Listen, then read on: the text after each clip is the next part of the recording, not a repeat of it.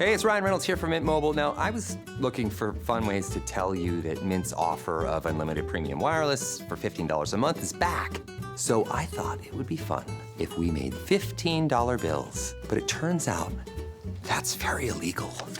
So there goes my big idea for the commercial. Give it a try at mintmobile.com/switch. Upfront payment of $45 for 3 months, $90 for 6 months, or $180 for 12-month plan required. $15 per month equivalent. Taxes and fees extra. Initial plan term only. Greater than 50 gigabytes may slow when network is busy. See terms.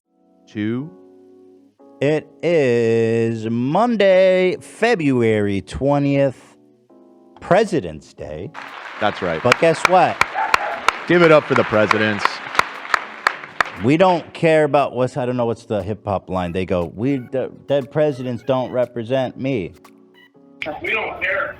Right? You know that song? Down for dead president. It's like Nas, I think. That is Nas, yeah. Yeah, thank you. Okay, apparently I'm the only hip hop head here. So true.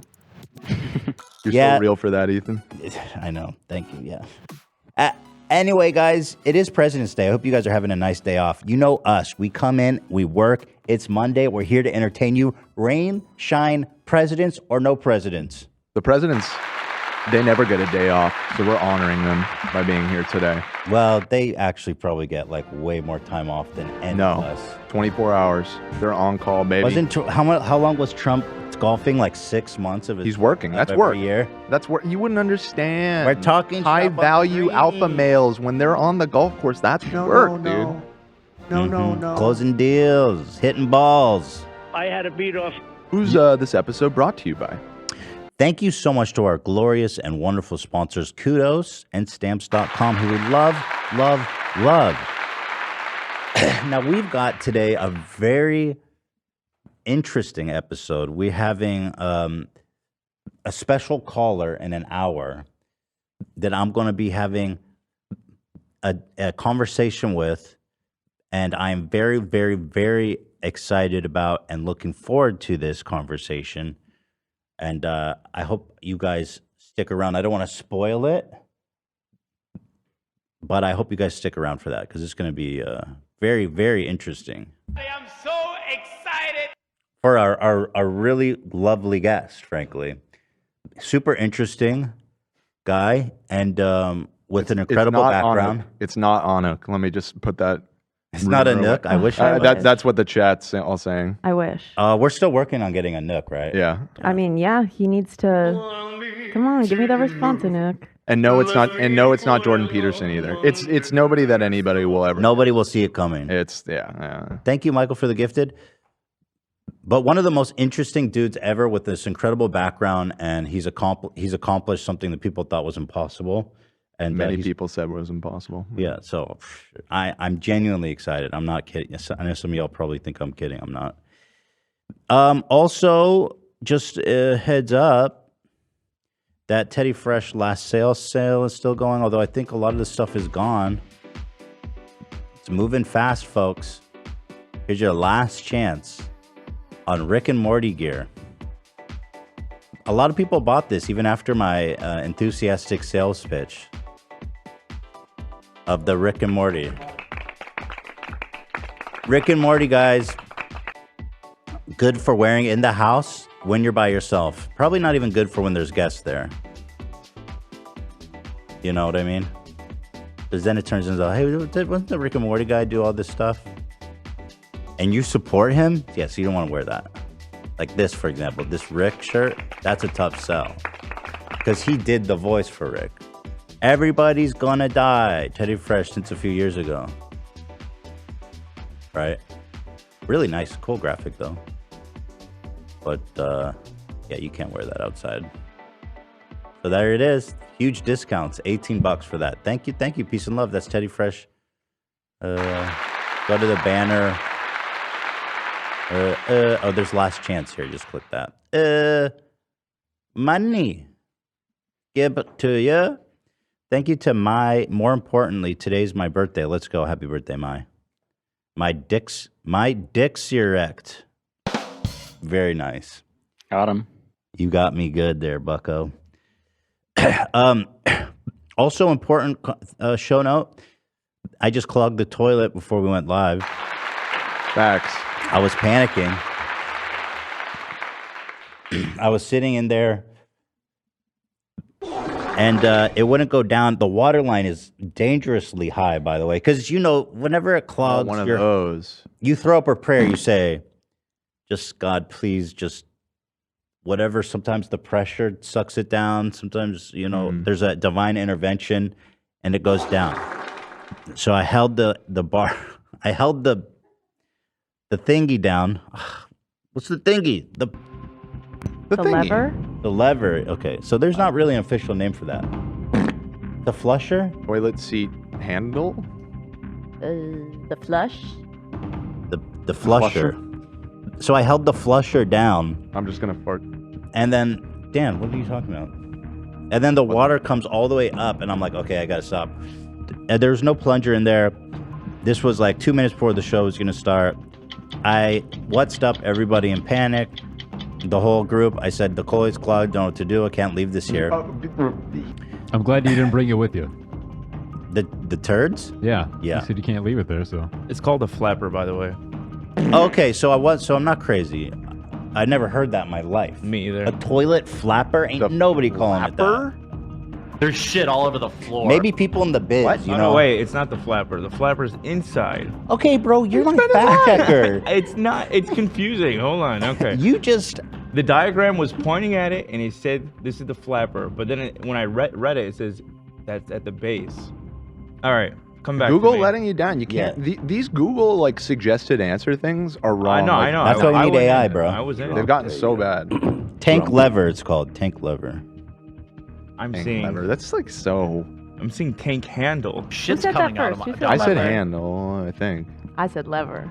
I mean, this all makes sense. You got the valve, the flush valve, the seal, the lever. Okay, the lever, the tank lever. Tank lever. The bowl, that's where you shit. Right. That's the shitting chamber. I feel like bowl doesn't adequately... Bowl reminds me of something I eat a cereal out of. Not something I Right. shit I don't in. like it being called bowl either. Toilet bowl, maybe. So, what's the state of the bathroom right now? Yeah, so I knew I had to come do the show. I didn't want to be too late, so I put boxes in front of it. And I said, I'm warning y'all, Do not enter. do not go in there. I'll take care of it after the show. There's another bathroom before you guys panic. We're okay. But I'm hoping You're not allowed to use that other bathroom though, by the way. That'd be awesome if I... Until you go plug the other one. But I'm hoping that in between now and the end of the show, God will have done his thing to intervene. Sometimes it does work that way, you know? It really does. It really does. And so I say up a prayer to God, Allah, Adonai, whoever the fuck's up there. The God of their turds in the toilet. Human fecal matter. I think that's you. Oh, I'm a god. Thank you. I'll take godhood. That's the good bathroom, by the way. Just because the audience doesn't know that's our good bathroom that got clogged. Beauty. That's the good one? That's the good one. Yeah. Yeah, but anyway, that's kind of just what happened. It was kind of pressing on my mind, kind of like the turds on the bottom of the toilet pressing. And I wanted to share that with you guys. So happy Monday. Happy Monday. It's in the toilet. Yes. Thank you. So let's see. We got some top of the stuff show. So let's just have some fun. And then at 1 o'clock, we'll jump into this conversation. 2 o'clock. 2 o'clock. Yeah.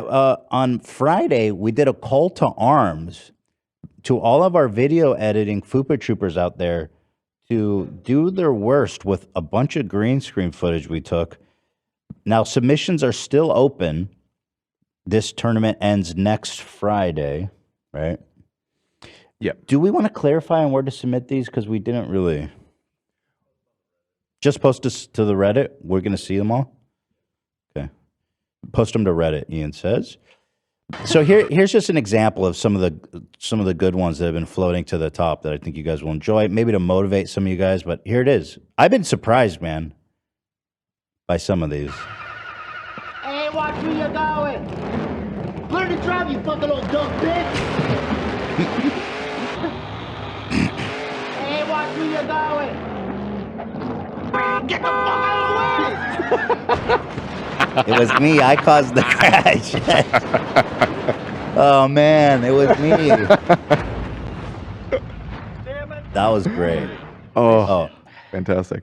I got nothing to do with that. You understand? Hey, Keep me out of this. I don't know nothing about nobody. All right? That's all, folks. Awesome. Awesome.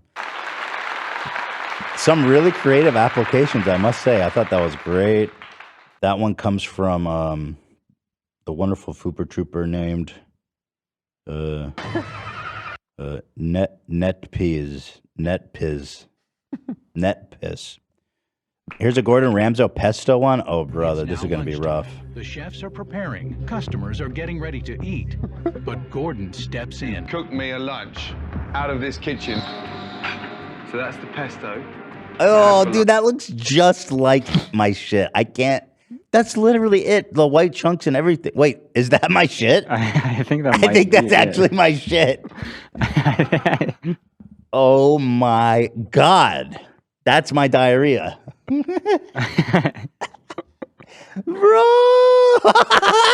Pesto I had for lunch. I've eaten this shit. How dare you? I'm sorry, Mr. Ramsey. That one's not even the green screen footage as much as that edit. Oh my God. That was shocking, actually. And of course, a Mobility Mary one. Rest in peace. Rest in peace. To the Queen. We love and miss you so much. The pesto one was brought to you by It's now Fill Up with Food. Hopefully not the pesto. Here's Mobility Mary. Shout out to the creator here, Tanner San. Hey, watch where you're going. Learn to drive, you fucking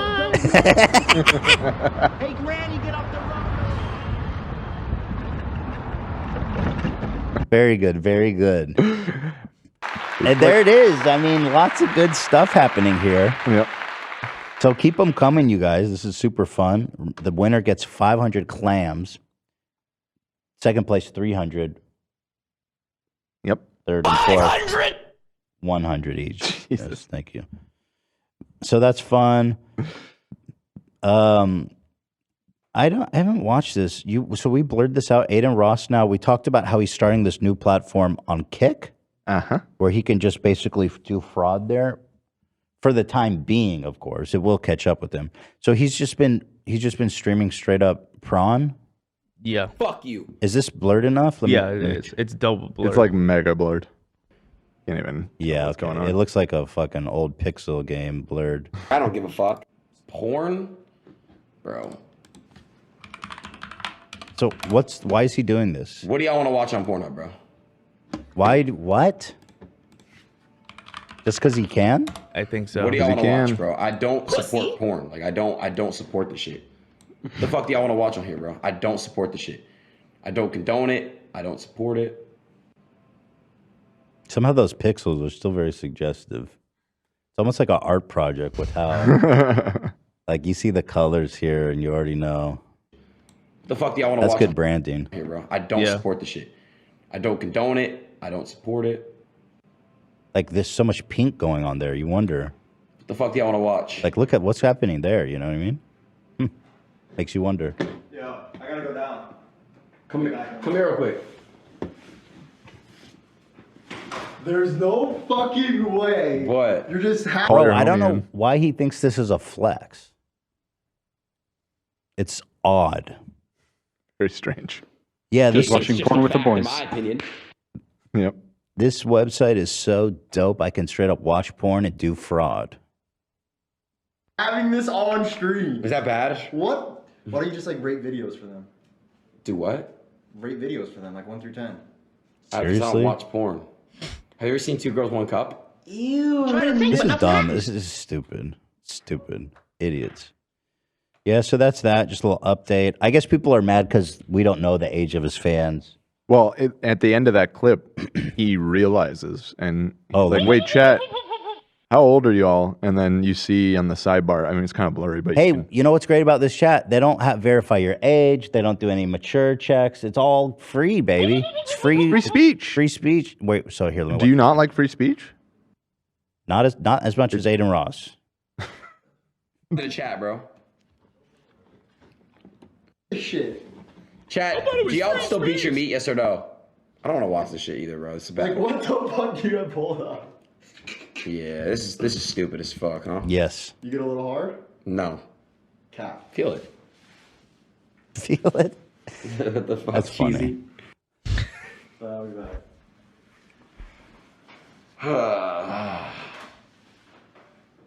Like right here. Wait, how old are you guys in the chat, bro? There you go. Yeah, so you know Aiden Ross fans are mostly little kids. Like they're in third period right now watching on their iPhone. Kids loved Hitler. Jesus. Yeah, bro. This is who you become. Okay. This is who you become, bro. You're literally I showing didn't know porn that. to children. Look at the chat's like 15, 14, 16, 3, 9, 14. Also, these kids are watching, who knows? They're on the playground. They're with their parents at fucking Applebee's. You know, there's got to be some expectation that you're not going to pull up certain types of things. Church, you know? Mm-hmm. Yeah. All right, what episode do y'all want to watch? So that actually might be. I wonder if it's potentially illegal to show that to the audience. Like, you can't, Possibly. you know what I mean? Because like if you go to like Pornhub, they have some age gating where they're like, hey, you consent that you're like 18 or whatever, old enough to view this. But Aiden doesn't have the ability to do that to his audience, and that makes me wonder. And the website does have TOS, so the website says, oh, you can watch this website when you're 14 or whatever, probably. So there's a common like agreement that there are 14-year-olds on the site. Right, it's an understood thing. 14, yeah, that's not old enough for. Yeah, definitely That's not old enough. On page Because 14. the website doesn't say 18, right? I'll be Surely honest. not. The shit you see on Pornhub, you're never old enough, honestly. and this is after they've cleaned it up. You remember before there was like a day a few years ago where they erased all unverified content, and now looking back, I'm thinking like how crazy it was. Didn't they get sued big time or something, or like something But happened? yeah, they were in some trouble. I think about some of the stuff being like Some of the girls were underage or some shit. Yeah. because they didn't actually check. There's just too much content. Yeah, that they were submitting. Right. Crazy, huh? Floating milk porn. Well, shout out Aiden Ross. He's definitely on a winning trajectory here. So love to see it. You're doing great, man. Keep following Andrew Tate, man. Alhamdulillah or whatever. He's become Muslim, right? Mhm. Praise be. Super Bowl week 1 and porn week 2. on Kick, yeah. They're off to a great start. Yeah. They really are.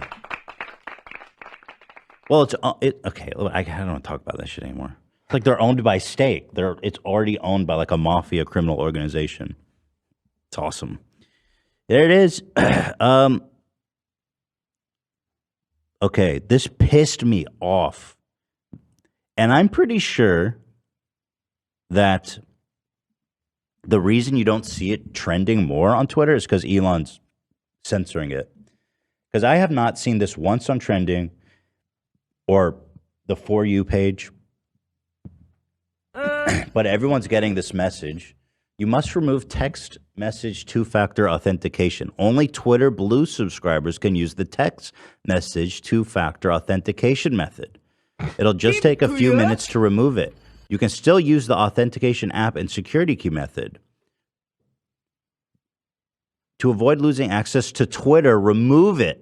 So the burden is on you to go remove a service that they offered you, or you'll get banned. You'll lose access because of a fucking security method that they offered to you. Now, what's crazy actually is they said that the text two-factor is unsafe, and that's why they're removing it. Which, of course, makes no sense, because then why would you offer it to Twitter Blue? Right. If it was unsafe, you wouldn't offer it to Twitter Blue. You would just turn it off entirely. He knows that. I would assume 99% or even more use the text. Yeah, I mean, I think that using the authenticator app is more secure. Like, that's not false. But like you said, if that was the concern, they would just remove it entirely, not put it behind a paywall. Right. Yeah. Money. Can you get They wrote somewhere where they justified it as it wasn't secure enough. Can you guys find their statement on that? I don't think it was it was just like, or maybe it was Elon. It was just a must tweet. I mean, that is that's all of the communication Well, that- from yeah, Twitter nowadays. this is all Just those obviously- random tweets. So I'm sure that 99% plus are using text two-factor. And let's be honest, for the vast majority of people, that's enough. Nobody's trying to hack into your fucking account who's like, Kevin, who works at fucking Chase Bank. Everyone. Well, maybe Chase Bank. Well, that's pretty secure, actually. Pretty sketchy. You know what I mean? There's no social media platform that has ever done this, and also who doesn't have text verification, because it's the most standard and it works great for most people. It's better than nothing. And the result of this is going to be that it's going to turn off for 99% of the people. And then, as he says he's worried about their security, well, 99% of the people that gets turned off are not going to switch over to the app or security key. Right, they'll just turn it off. And then all these people are actually going to be at a massive high risk of getting hacked. Two-factor is not perfectly secure, but you have to social engineer your way into the mobile carrier and have them send you a SIM card. It's not easy to do. Right. It's doable, but not something that's happening to everybody, like you said. And if you're a high risk of getting hacked, or you're like a big account or something, yeah, you probably should use an authenticator. It's not easy. Text is infinitely better than nothing. Right. This whole notion going around that text isn't good, it's so silly. If you're not a famous person or public figure, you're not really at any risk here at all. It's just so silly. Now, are they actually going to do this? He says, to avoid losing access to Twitter, remove text message authentication by March 19. So there's no fucking way he's going to block everyone that doesn't. Well, I think at that point, you just won't be able to continue into the app until you do it. Okay, I see. You won't get banned or anything. Yeah. I'm not doing it. Well, you probably don't use that, do you? I have a few options on. Okay. I usually like to have a few options on. Right.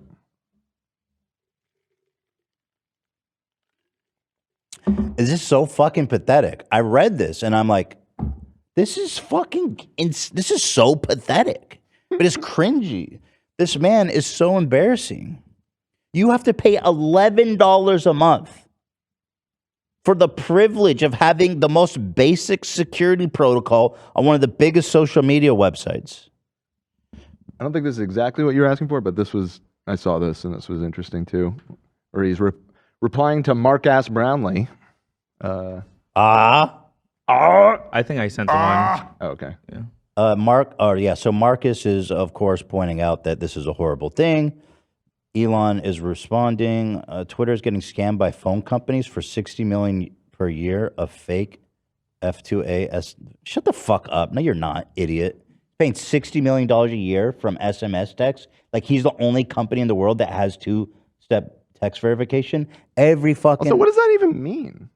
I guess he's saying that... Wait, wouldn't the fake ones wouldn't that definitionally be the times that it's successfully blocking somebody? Twitter's getting scanned by if phone it's companies. fake, that means... Oh, he thinks phone companies are colluding to send a bunch of fake texts so they can charge him. Yeah. That is beyond so dumb. You can find Club Penguin got two-step text. You know what I mean? They're not complaining about getting scanned. You're an idiot, bro. And you're so cringe. People actually like this guy. It blows my mind. You can't blow smoke up Marcas's ass, bro. He's too smart for that. He'll get Fortnite. Here's here. AB. Oh, here was his reply. Twitter should definitely steer people to Authenticator app and their messaging of removing this feature. Most people just do SMS two-factor because it's the easiest thing. Now, all those people accounts are less secure. Thank you, Mark Ass. Yeah. I love him, by the way. He's such a great guy. He was on our show a while ago. He's such a great guest, sweet guy, smart guy. He said he'd love to come back on anytime. Maybe it'd be a good time to check back in. Was that before the Will Smith? I think it was actually. Mark. It was a very early episode. I want to say it was like 2017, first year of the podcast. He's awesome. I have so much respect for him. MKBHD, Marcus Brown Lee. 2018, January. God damn. That was a long motherfucking time ago. Yes, indeed. 5 years, eh? That conversation, I'd actually be curious to go back and listen to that because I'm pretty sure like an hour of that episode is you and him sucking Elon Musk's dick. Yeah, you're right. That's fucking funny. But and now here we are talking about him arguing with Elon about how he's doing a stupid thing, and we all fucking hate Elon here. Hey, listen, change 5 years 5 can years. change a lot, man. That's the story of my life. If I look back every 5 years, it's changed a lot. I would love to get Marcus. Maybe we should reach out. I can reach out to him. Here, let's see what this dumb fuck said. Use of free authentication apps for F2A will remain free and are much more secure than SMS. Then why are you paywalling SMS? You fucking moron. Like, you're so dumb that you would actually tweet this out as if it's some justification that's not so obviously a lie or misrepresentation. That's not why you're doing it. Why am I still getting hate? That's what I'm wondering as well. Yeah, if it was just, we're going to wind down SMS authentication because it's not secure enough, fine. Turn it off. That I get. Yeah. Great. But paywalling it is so goofy.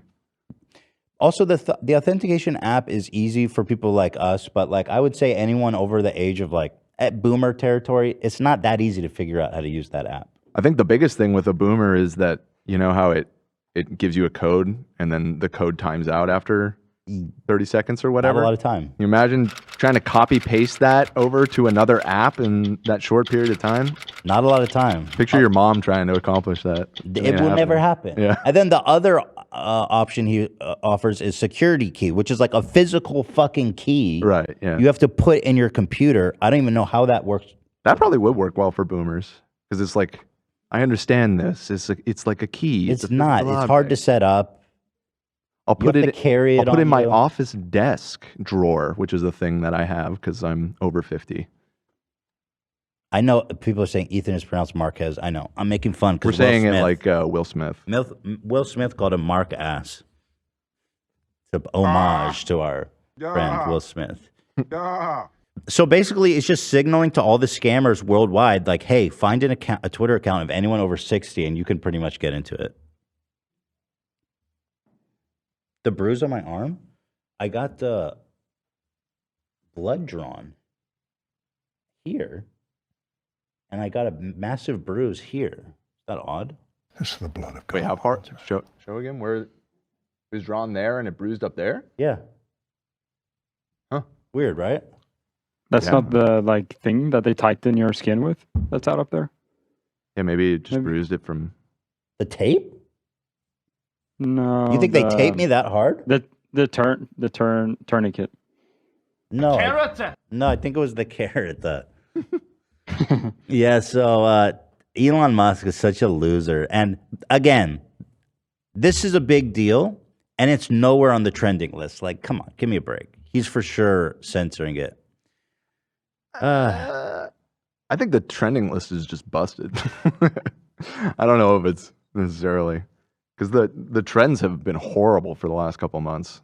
Well, at least for the me. ones for me are usually pretty fucking accurate, and I've been clicking all of those because I love the outrage. I love the Twitter outrage. Yeah, I'm getting pretty over all these social media networks. And then if it doesn't get any more pathetic, you have Mark Zuckerberg coming in and being like, hey, that's a pretty fucking good idea. Meta, I'm not calling them Meta. I'm not buying into that propaganda. They're Facebook. Do you understand what I'm saying? I will never accept Meta. Facebook. Meta me with that shit. More like Metamucil passing right through me. Right. William Husk. That's a dope hip hop line, don't you think? Yeah. Mm-hmm. Interesting, my shit does get stuck in the toilet, so the Metamucil didn't help in that situation. Oh, true. Go. I forgot it was just sitting there. Think about it. Hold it in your mind, Olivia. There's a giant turd just sitting in the Trust toilet. me, I am holding water on to it. all the It's way all I up can to the think line. Passing right through me like Metamucil. Got like a missile coming out my butt. And then you play some tinsel, making cool sounds. Oh, then take a dump in the potty, make a doo-doo. I should be shitting on my kids' training potty so it don't get clogged. I shit in my son's training potty. I throw the turds over the fence to my neighbors. Then I got no problem. They think it's their dog. It's way too big, but what do they'll never suspect me. Passing right through me like Metamucil. Playing tinsel, shooting missiles from my ass. All over the floor. Thank you, Zach, for queuing me up. That was important. Get that off my chest. So Meta, you remember how they get all fucking testy about it too when we were doing the metaverse? Whenever I go, so you guys work for Facebook? They go, Meta! We don't say Facebook. I'm making meats now, smoking these meats. So here. Facebook is testing a subscription service which will allow Instagram and Facebook users to pay to get verified. Costing $12. How is it worth that much? $12 a month, bro. I don't know. Like, it's more. Isn't it more than Twitter Blue? It's more on iPhone. Oh, yeah. So it's $12. And then because the Apple markup, because Apple takes 30%, well, they're not letting that cut into their margin. You know what I mean? Because obviously it costs them a lot of money to offer this service. It's $15 if you have iOS. Like, do you know how hard companies work to secure that level of reoccurring payment? I mean, like, how much is Netflix now? They spend like billions of dollars. Yeah, it's about 15 a month, I guess. Yeah. You know what I mean? And you're doing nothing? Mark Zuckerberg, you're such a loser. Here's Zuck on Instagram. I just don't. They looked at all of the backlash that Elon was getting from doing the same thing, which was massive, and we're like, us too? Also, Weird. as you pointed out, they're not making a lot of money from it even. Yeah, there was a report that Twitter made, like, the amount of subscribers they have is like 0.7% of their revenue that they get from advertising and something. It's like nothing. I mean, he's like tightening the experience so much to get people to subscribe. Soon it's going to be like, you cannot tweet unless you pay us. A loser. And again, if anything, people on Twitter should be getting paid. They're generating content. Nobody be on that fucking site, let's not forget. YouTube's the only website that actually does it. Love them for that. Or, well, that's not true. Actually. I mean, what's Netflix budget on shows? They spending like billions of dollars? I mean, Facebook spends lots of money for like servers and stuff, Don't right? care. You don't care about that? I don't fucking care. I'm paying And, and what's the end result of that? Free. They make a shitload of money doing that. You know, they're very profitable. But I don't care about that. So Zuck says, product announcement in Meta channel this morning. Huge announcement. Everybody get hyped. Breaking news straight from the top. Good morning. New product announcement this week. We're starting to roll out Meta Verified, a subscription service that lets you verify your account with a government ID. Man, I'm not sending Zuck my ID. Like, that dude know everything about me. You need a picture of my ID now? Get bent. Do you not need that for Twitter Blue? I don't know. No, you don't. You don't? I love you. That's awesome. What isn't that the okay? That's so awesome. I thought the whole idea was to prevent imposters or whatever. You don't need to prove who you are. I want to make a fake account and get it verified on Twitter. I mean, take 2 seconds. You just sign up and You got a credit card and a pair of thumbs? Yeah, that's literally all you need. Right here. Yeah. So I guess, okay, so Let's see. We need your government ID, get a blue badge, get extra impersonation protection against your account, and get direct access to customer support. This new feature is about increasing authenticity. Sure. Paywalling customer support, by the way. They just kind of throw that in. That's cool. Yeah. I mean, what are you going to say to them? Hey, guys, my shit fucked. Oh, basically what they're saying is if you have a problem, you get locked out of your account, something weird, something gets erased, whatever, pay us and you can talk to us. Kind of interesting. Meta Verified starts at $12 a month on web or $19 a month on iOS. Will be rolling out in Australia and New Zealand this week. Lucky them. Oh, it didn't show, but also it shows your comments higher in the feed. It's going to do that too. That's part of what Twitter Blue does as well. That's what I read. I don't see it here, but I read that somewhere. That may have just been speculation because I read Zuck's statement. I don't think he mentioned that. This is a weird service, though. I can't imagine that it's going to appeal to a lot of people. I mean, I feel like it's even like the Twitter had like a whole weird culture around the blue checks, right? Right. But as far as I can tell, that doesn't exist nearly to the same extent on Instagram or Facebook for that matter. So I don't know who's going to be too motivated for that. There's no prestige there. They're going to make no money from this, and I cannot wait. Well, on Instagram there is a little bit, I guess. A little bit, but again, it's just the I don't know. There's a whole checkmark culture on Twitter. You're right. Like that people put it on a big pedestal that you don't really see as much on other social medias. I'm just here it is. Yeah. Here's an announcement. Mark Zuckerberg announced new subscription-based Meta features include a verified badge, customer support, prioritization, and other people's comments. There it is. I don't know if Pop-Base is credible, but there it is. Oh, wait, no, here it is. Verified badge, customer support, active impersonation monitoring. Oh, prioritization for Meta verified profiles and other people's comments. Stupid fucking dumb, bro. You get recommended more. Wait, seriously? Recommendations and explore page and reels on Instagram? What does that mean? You know how on Instagram has its like version of TikTok essentially now? Yeah. I think if you pay for it, you'll show up in people's algorithm more. Are you fucking my tits, bro? Also, if you follow someone, you're more likely to be recommended. As like you may also want to follow this person. So let's just mass follow bot on. Yeah. Yeah, I think this is the way all social media is going to go. And frankly, I'm kind of surprised it didn't happen earlier. Now that it's happening, it's like, well, if they're going to start charging us, then you better stop tracking my data. That's the thing, isn't it? I think this is they're going that is the game. I think they're going too far with it.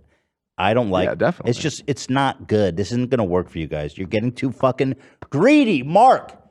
What the? I'm the meat What chef. the fuck, Mark? I'm the meat chef. Well, Cam and I were talking about it earlier, and he speculated that perhaps it has something to do with their metaverse shit completely fucking falling flat on its face and nobody being interested in it because they spent a lot of money developing that. Yeah, I'm sure that the like fucking $1,000 they generate from this is going to help offset those losses. Right. Well, how much did Metaverse cost? $10 billion. That's not a big deal. $80 billion they've invested. They'll make up for that. Can you do me a favor? $80 billion? Yeah, you're a fucking idiot. And he's still one of the richest dudes in the world. Where did that money? I know. I'm just thinking back to when we were doing those segments though in the Facebook metaverse, and it was just a shitty fucking Second Life clone from 2004. Yeah, I don't know where $80 billion. I don't know where that. There's some corruption going on Facebook. Absolutely, it's insane. Hunter and Olive said this is egregious. Ian worked so hard for that blue check. Now people can buy it. I'm pissed. Thoughts, Ian? He bought his blue check. It is gross. It's disgusting. You literally bought it. No, Ian didn't he get checked on Insta? It's organic on Insta. No, he's legit on Insta. No, it's not organic. Oh, I pulled on leverage for you. Instagram. Yeah. Oh. It is fully organic, non-GMO. check. Fully organic from Ian spamming the verification page every couple weeks for 2 years. Let me ask That's you. not what happened, Dan. Ian, You're trying No? to be a little saucy boy today, but that's not what happened. Ian, answer this. Would you be verified if you weren't on this show? Huh? Go ahead. Yes. Sure, I'll say that. Yeah. Yeah, you know the. I'll have some I confidence got you in that myself, check. yeah. I got you that check. I got $11. I could have paid for it. You know, Anyway. I'm all over this shit. I'm gonna get that. You're gonna buy all this shit. Good for you. Fuck yeah, dude. Fuck yeah. Do me a favor. So they spent 80 billion, and then this subscription service cost 15, or no? Let's just be generous and say they do 15. So crunch some numbers for me. 80 billion divided by 15. So how many users are we gonna need? 80. I'm just trying to crunch the numbers for Zuck. Dude. So you would only need approximately 5.3 billion people to sign up. Okay, for so Meta and what's the Blue. population of the Earth? Well, it's like 8 billion now or something. Okay, so if we crunch the Population numbers of carry the planet 5. Earth, 7.88 billion. So Okay, so that's just like 70% of the planet. right, divided by Easy, dude. Everybody on the planet. Easy. So just carry the 1 to the 5 divided by the square root of 3. Actually, it's about 67% of the planet. 67. Yeah. That's doable, I think. Actually, I think they're gonna make that money back. Well, okay. In 2001, there was 1.2 billion monthly active users. So Let's not talk about making money. So they're gonna need to expand their client base as well. Who wants me to take their money? They're such douches. I can't wait for these websites to die. I'm so fucking over them, and they're all such douches. It's time for the next gen. It's like I've said it before. We just got to bring MySpace back, man.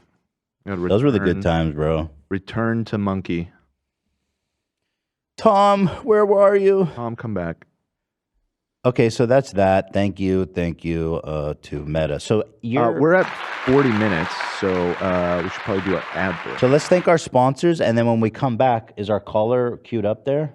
He's not queued up yet, but I can shoot a message and say to hop on, and then after the sponsors, you can start. Yeah, so guys, I'm going to thank our sponsors. Do not go away. I'm very excited for this conversation we're about to have.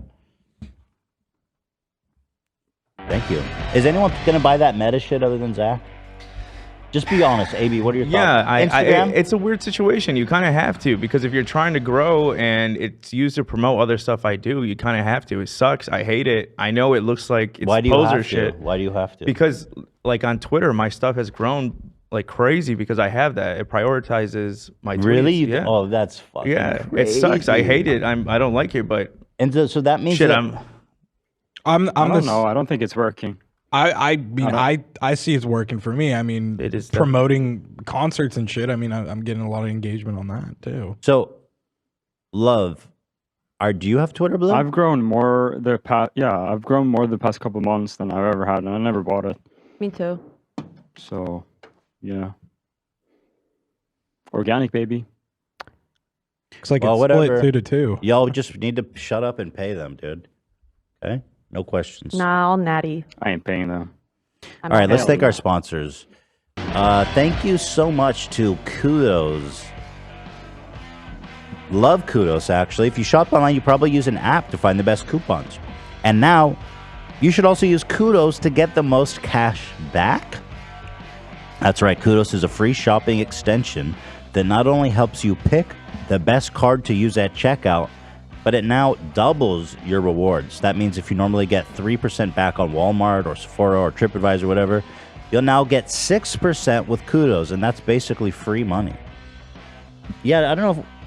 I'm not like a big into like the whole credit card navigating bonuses and stuff, but I do notice that on certain months or quarters, you get like a fat cash back for certain categories.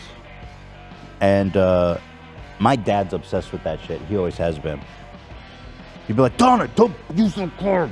He gets mad at my mom if she uses this wrong credit card. Anyone else have family like that? Just me? Just you. He'd legit get angry at her. Even now, he still does it. Just over the weekend, my mom has this thing she wants to buy. And she's like, oh, I got to wait till March. I says, why? She needs it now. Oh, I remember what it's the sink. Their faucet sink is broken. It fucking leaks. And she needs to hire a plumber. And she goes, I got to wait till March. I says, why? You need it now. You're always complaining about it. Oh, Gary says I need to wait to put it on the card because then we'll get a... It's like he's sitting there with a leaky fucking faucet till March 1st because he don't got the right bonus. It's crazy, dude. And he's so old now, you can't even talk to him about it. He just shuts. He's like, you know what I mean? It's like, whatever, bro. Like, Mom, just fucking get the plumber. And everyone's just too old. They're like, I'm over it. I'm over arguing with him about that shit. Which is kind of smart, I guess, at this point in life. Good thing we had a lot of rain. Anyway, kudos. Yeah, there it is. Kudos for my dad specifically. The best thing about Kudos is that it's so easy to use. Add Kudos to your desktop or your iPhone in just a few clicks. Shop like normal, and Kudos will automatically appear at checkout to handle the rest. I was shopping on Nordstrom the other day, and Kudos not only helped get the most rewards, but also reminded me that all the other hidden card benefits like purchase protection as well. Nordstrom, Macy's, you can save a lot of money with that cash back business. Last month, we announced that one lucky person who signed up for Kudos would get a $50 gift card to Teddy Fresh. Congratulations to Frank O. Yes, the Kudos team will be reaching out today. But now we're celebrating, doubling the reward for the next sweepstake. For a limited time only, one person who signs up for Kudos with the code H3TV will receive a $100 gift card to Teddy Fresh. Perfect for the new multicolored studded shirt. Okay. They give a little call out there. Or anything you want. I mean, shit, with the $100 gift card, you could buy like 10 Rick and Morty shirts. Might be better as kindling at that point than for a shirt. I don't know. Is kindling expensive? You know what I mean? Let's burn some Rick and Morty gear. All right. Thank you. So don't wait. Get Kudos for free by going to joinkudos.com/H3TV. It's in the link. That's joinkudos.com/H3TV so they know that we sent you. Thank you to our sponsor. And good luck. $100 gift card to Teddy Fresh. That's cool. Thank you, Kudos. Saving money and capturing hearts all along the way. You know what I'm saying? Yep, 100%. Here it is. This is the sponsor that is changing the whole earth. It's stamps.com. No, the future is no more like we thought it was. No, no, no. You back me up on that, Zach? I can't during ads. Oh, really? No, no, no. What is it? He said the future world is not. Oh yeah, the world is not anymore the way it used to be. No. Yeah. Yeah, guys, that's what stamps.com. They're changing the game. If you're a business owner, small business owner, or you just like shipping stuff, stamps.com is going to change your life, actually. 2023 is well on the way, and maybe you want to set up a small business. Maybe this is the year you get out there and get after it. Stamps.com going to help you out. Stamps.com lets you print your own posters and shipping labels right from your home or office. It's ready to go in 10 minutes. So you can get back to business. Time is money. People don't understand that. Oh yeah, so here's the deal. Postage rates keep going up. It's so freaking expensive. And Stamps.com has the best discounts in the entire industry. They do these massive buys, so they're able to negotiate the prices down with the post office quite a bit. They're going to offer you 84%, up to 84% off USPS and UPS. Basically free. Do you even have to pay for shipping with that level of discount? 84%? Plus pay you. What? They pay you. They pay you to ship it. You don't even have to think about it, dude. That's not a real. That's not a real offer. Not endorsed. Not a real offer. Plus, Stamps.com automatically tells you the cheapest and fastest shipping option of all the available ones. They've been open for 25 years. These guys are indispensable to over 1 million businesses. You know, there's no lines, there's no traffic, there's no waiting. It's incredible. You use Stamps.com to print. So here's how it works. You go on the computer. They send you a digital scale for free with this offer. You weigh your package, your envelope, and then you print out the exact postage, put it on the package. Here's the best part. They'll come get it. You leave it on their porch. You can schedule a pickup, or you can just put it in your mailbox or any drop box. It's incredibly efficient, time-saving. It's cheaper. It's Stamps.com/H3TV. It's a special offer that includes a 4-week trial plus free postage and a free digital scale. There's no long-term commitments or contracts, so give it a shot. Stamps.com/H3TV. Just go to Stamps.com/H3TV. I love you, Stamps! Stamps! Stamps! All right, is our guest lined up? They are in the lobby. They are. Okay, so here's the thing. I want to pee right now because I don't want to have to hold this in during this convo. So I'm gonna go pee and then I'll be right back. How bad do you have to pee right now? Sounds good. Just bad enough. You have to. I'll go check on the diarrhea. I was too. gonna It say. actually wasn't a diarrhea. It was a solid. Okay. That was the problem. Right. Yeah, Too I'll be right solid. back. Too far the other direction. Well, how was everyone's weekend? Good. It was good, Zach. How was yours? Zach, did you build any Legos? I did. I built Legos, and I also went to a fondue restaurant. Really? Yeah, it's called the Melting Pot. I've heard of it. Very good. Very good. Had you ever done the do before? I have years ago, and I kept making fondue jokes the whole night, and Chantal was getting mad. Let me get an example. If you do something wrong at a fondue restaurant, it's a fondant. So, Do you have a whole Netflix stand-up special around fondue? on jokes? fondue, yes. That's awesome. Yeah, it's my Kaufman-esque, over the top. Should I book a reservation on May 13th to go? To No, actually, you don't want to be dipping your sticks in that cheese because that is Zach Lewis live at the Roxy May 13th. Get your tickets. Tickets are going like hot molten cheese, like at a fondue restaurant. How did I know that plug was coming? I appreciate that layup there. Yeah. So yeah, May 13th. Get your tickets. We'll be there. Will you? I don't think I'm gonna go. Oh, have you missed I any? don't think I'm gonna go. Oh, You're busy. I That feel night, like you're you being think? too. I feel like you're being too pushy. Dan, I'll tell you what. If you go, I'll take you to a fondue restaurant. Oh hell yeah, I'm back in. Okay, there we go. I'm back in, baby. That's a fondue, not a fondant. Everyone. That's right.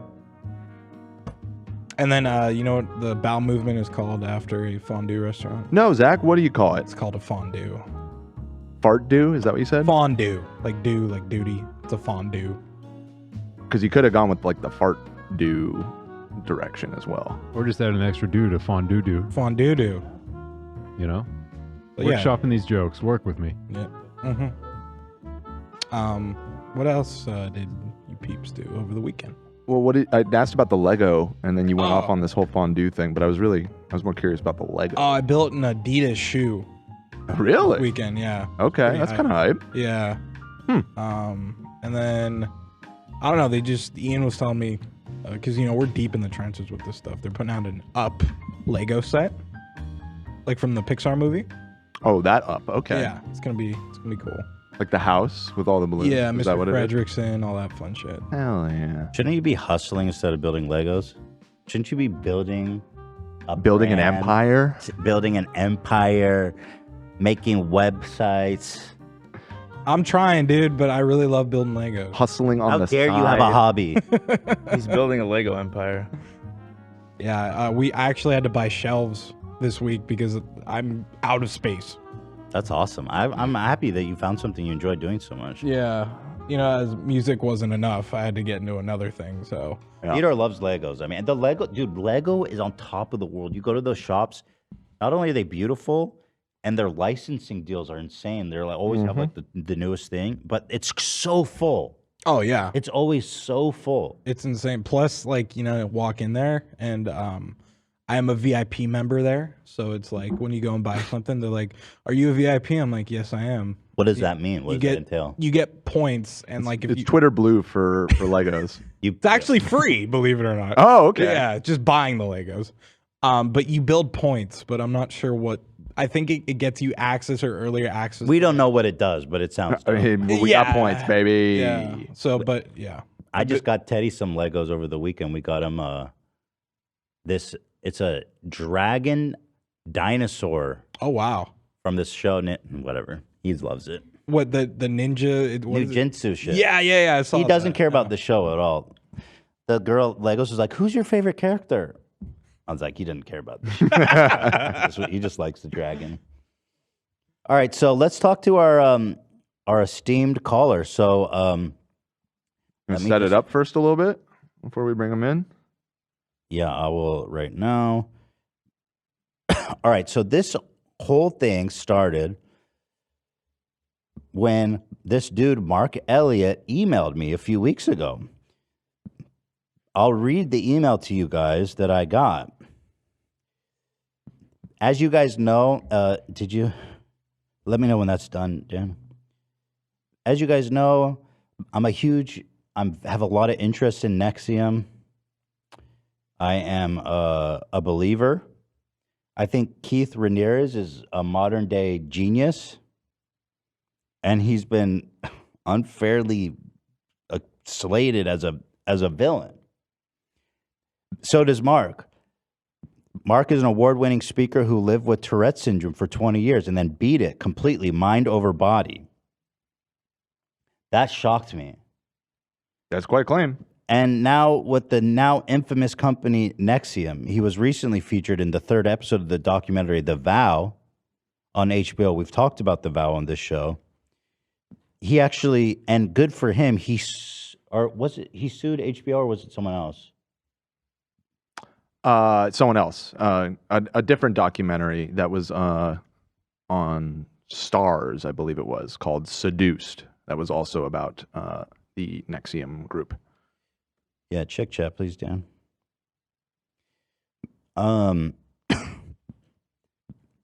He said, if you've ever blasted synth beats from your boombox or burned CDs for your besties, this one's for you. As people get older, much like their music tastes, their health needs change. AG1 is the simple daily health drink designed to deliver over 75 essential daily nutrients and pre- and probiotics to support energy, digestion, and mood, so you can make the most out of every decade and dance break. Learn more at drinkag1.com. Oh, it is? Okay, good. Now, he said, I recently saw your coverage of poking holes in the Andrew Tate narrative, which is true. Now, I've been critical of Andrew Tate, but I think he does a lot of good things too. And it's just not fair. All he wants to do is help a generation of men, and then so what? He's the bad guy? Men need a voice. That's where me and Mark Elliott agree. Given your commitment to pursue truth and openness to challenge prevailing narratives, Mark said in his email to me, I believe you would be fascinated with my story and the recent developments that have unfolded in the case against Mr. Ramirez.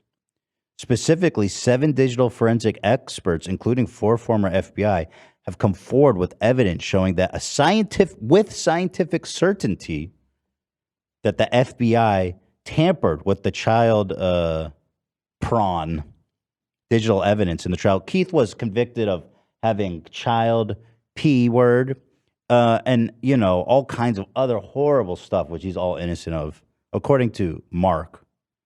Also, the one thing that I find really interesting about Mark is that through NXIVM and with Keith's teaching, Mark, who has Tourette syndrome, is complete. He just said, I'm done. He did, my mind is more powerful than matter. this. And I'm done with Tourette's, he said. So he asked me, would you be open for a short call? He says, I have no doubt you will be at least very intrigued. Thanks for your time. So that's Mark, inspirational speaker. And I said to myself, I am interested. I do want to talk to Mark. And so Mark is actually on the phone, and we've been setting this up for a couple of weeks. So Mark, whenever you're ready, there he is. Thanks, man, for being here. It's so awesome to meet someone like you. That's great. Thank you so much for having me. Can you hear me okay? Yeah, no, I can hear you great. Okay, perfect. I heard a little bit of the introduction. Thank you for that. Yeah, of course. So why did you reach out to me? I guess, first of all, I'm curious about your whole journey. Maybe you could start there. Well, as I had wrote you in the email, myself and my team, we had been researching different people that are willing ultimately to challenge the status quo. Right. And of course, the Andrew Tate was one of the biggest stories. It was an international story. And there was, some people like yourself that were willing to at least question. Right. With our situation with Keith and NXIVM is that there has been basically one narrative for the past 5 years. This actually started about 5 years ago. It was in 2000. It was in October of 2017. Now, when just the New to York clarify, Times article. Keith Ramirez is the leader. I guess I don't know what's the correct term of NXIVM, and he was convicted for, it was like 7 different felonies, huh? But he didn't do any of it. Yeah, so I'll definitely get to all of that.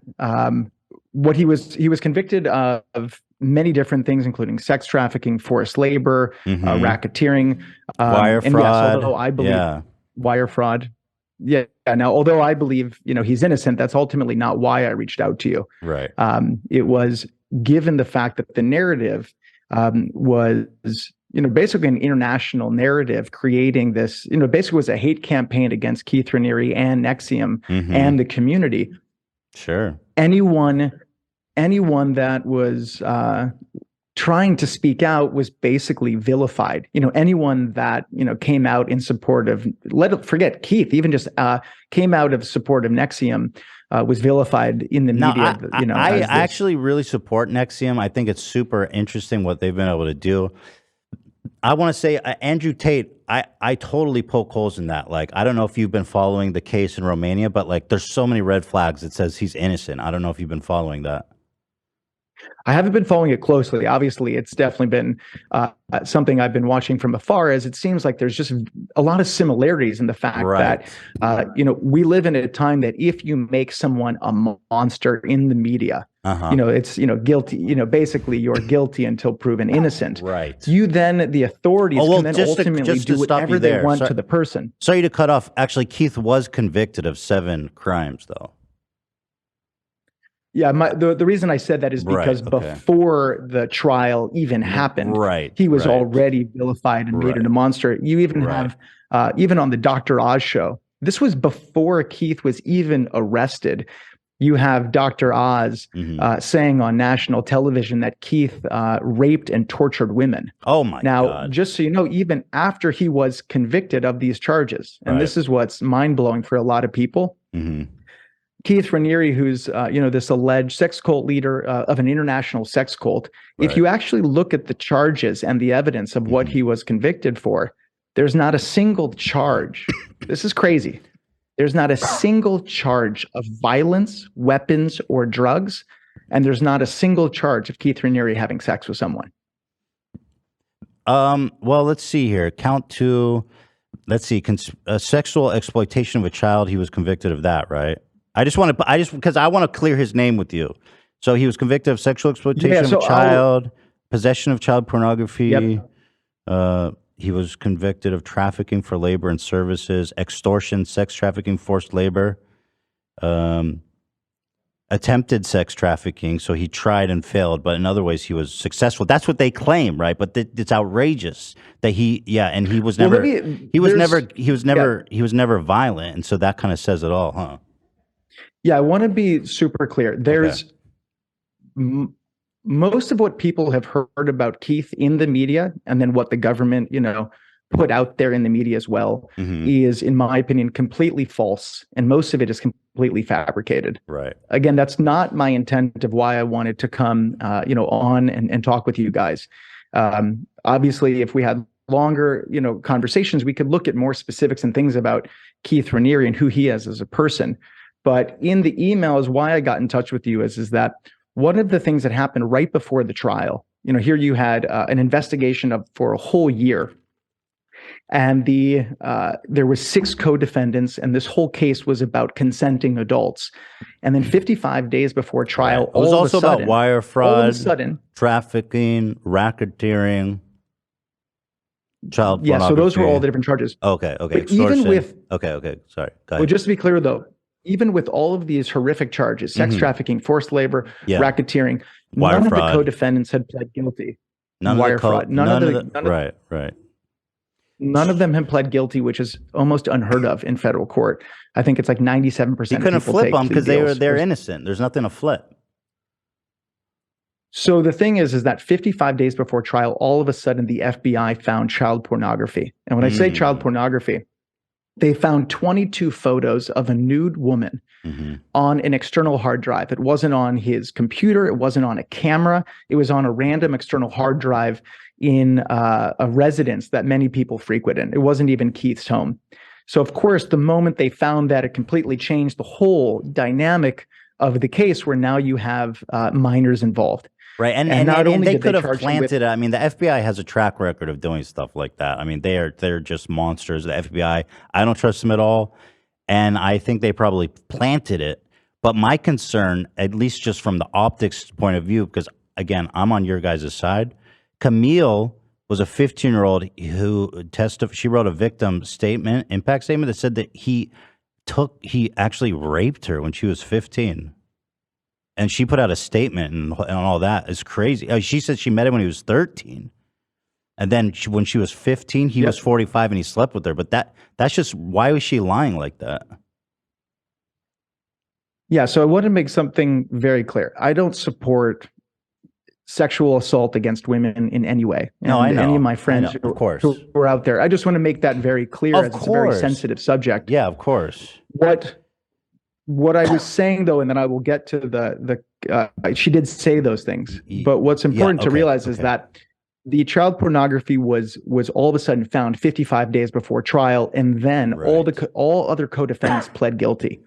So not only was he charged with possession of child pornography, he then was also charged with sexual exploitation of a minor, which is probably one of the most egregious charges somebody can get against them, charged against them, which ultimately is a death sentence for many people. Yeah, and just to go back to what you're saying, 55 days before trial, it's like, when did they have the time to investigate that, Well, they also had this hard drive and this alleged camera for over a year. So that's the context which happened right before trial. Yes, Camille, her name is Cami. She did give a victim impact statement, but what is important for people to realize is that a victim impact statement is after the trial is over, after the verdict. So it's a statement not given under oath. Well after the trial was over, and she also didn't testify. You think she's lying, essentially? I mean, or at least there'd be no consequence to her lying, right?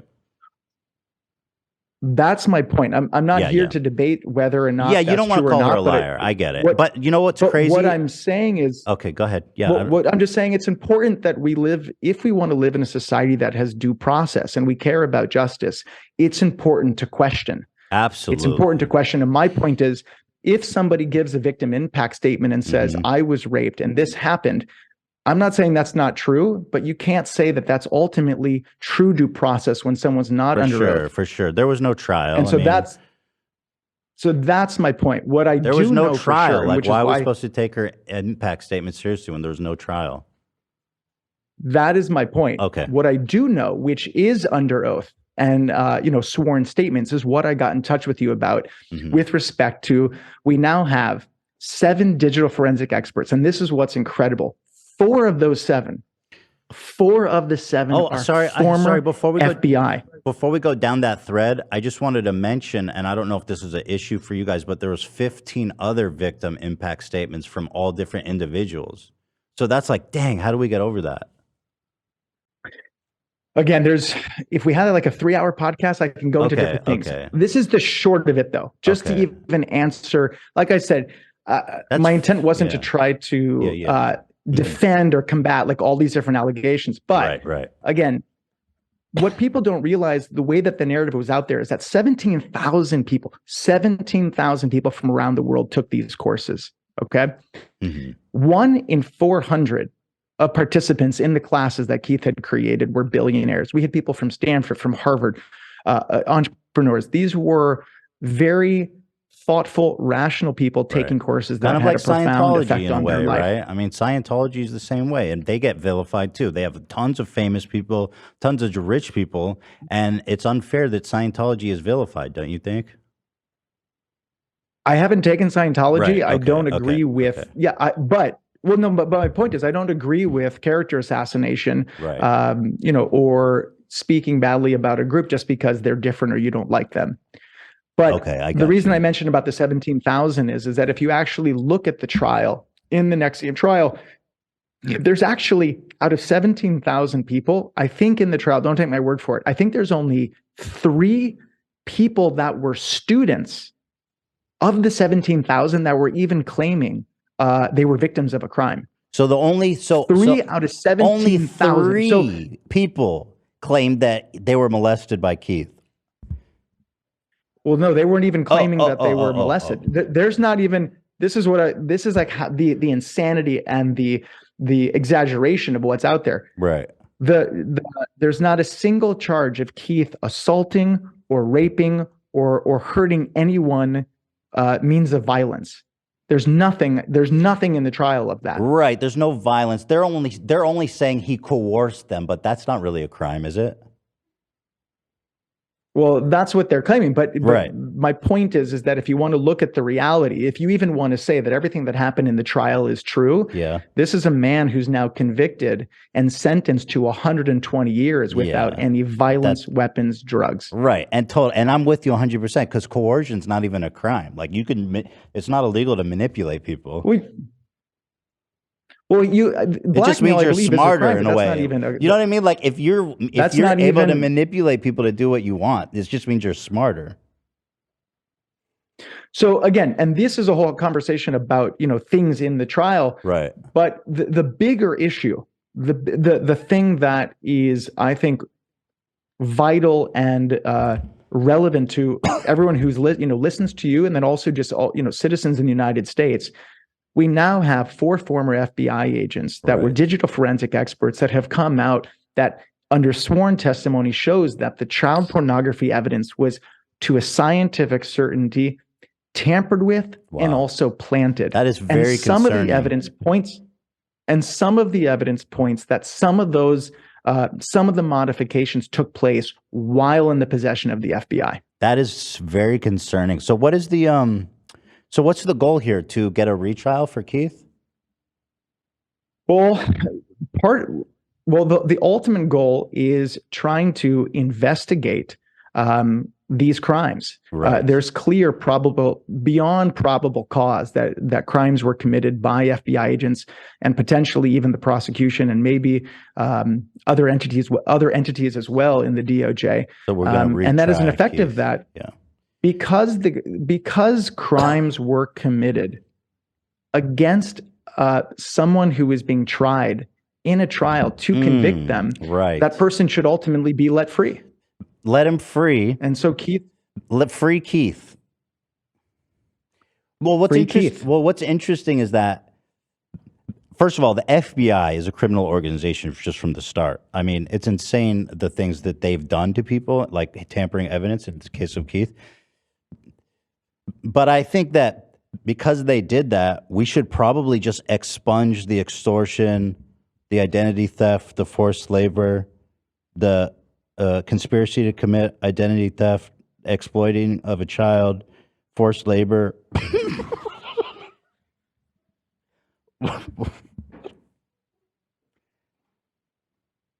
Wire fraud, and so we should expunge all those, huh?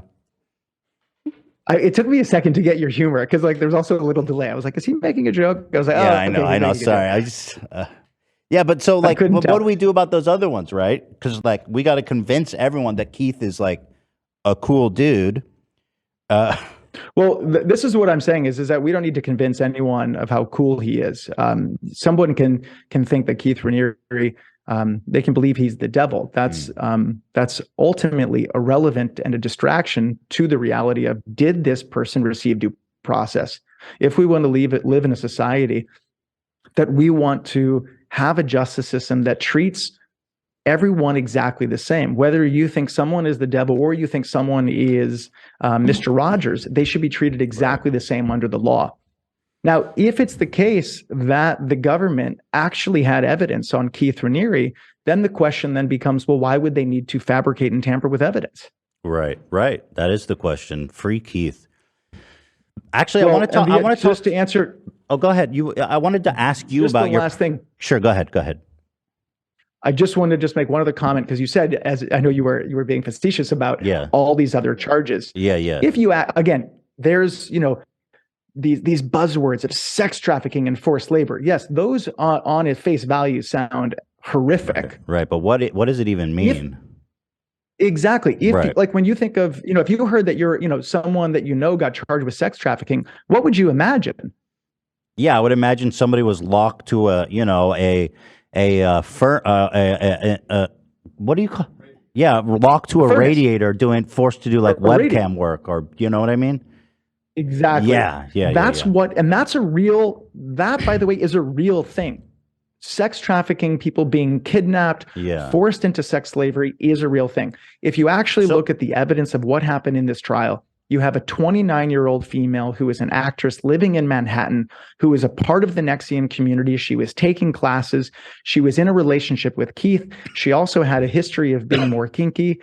Together, they had come up with an experience where, and this is literally, if you look at the transcripts, this is what happened. One woman, this 29-year-old, received oral sex from another woman, and no money was exchanged. She took a bus from Brooklyn to Albany. Right. And they convicted Keith Raniere of sex trafficking. Just because she was kinky. Well, that's one way to look at it. Right. The same woman, the 29-year-old actress, she's also the victim of the alleged forced labor. This is a woman who had to transcribe 5 hours of video for a memorial, and she read 50 articles that Keith had written, and she gave feedback on them and actually loved reading them. He was convicted of forced labor. Because she wasn't paid for her work, or what? Well, that's what they were claiming. And how old was she? They were able to concoct.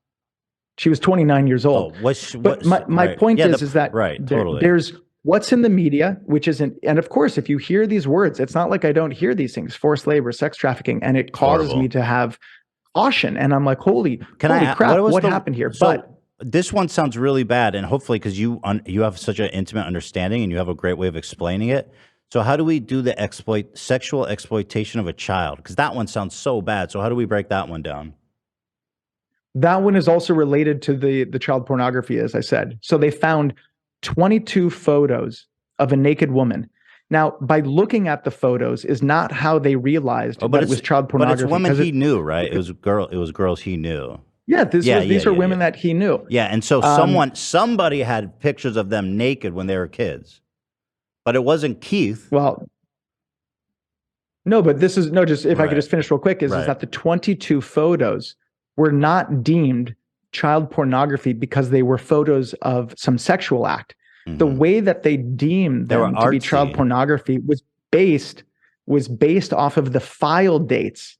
And based off of the file dates, they then said when the photos were taken is when this person they would have been 15 probably didn't even years look old. like kids in the picture.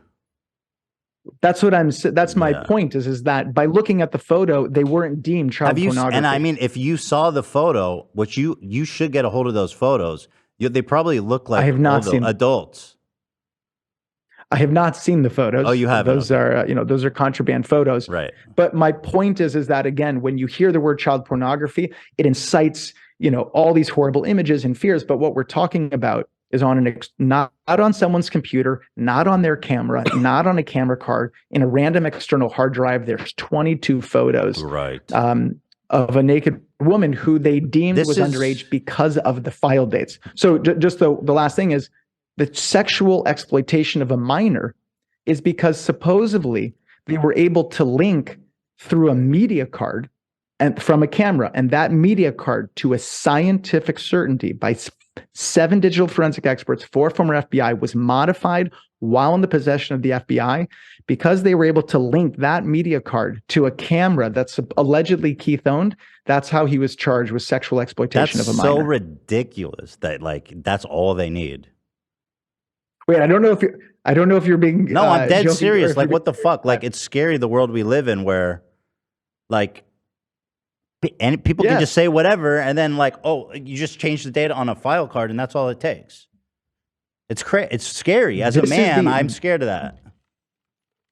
Everyone should be scared of this. This is why the reason we're trying to reach out to people is because the narrative is so strong and the prejudice against Keith and NXIVM is so intense is that basically it stops people from having a rational, open conversation about, wait a minute, what actually took place here? And what took place here is not just, oh, there was some prejudice in a trial, is that clearly you have government actors, specific personnel in the FBI. And again, this is not an attack on the whole FBI. Actually, there's one thing I want to get your thoughts on here. So Camilla's the one who he apparently had photos of.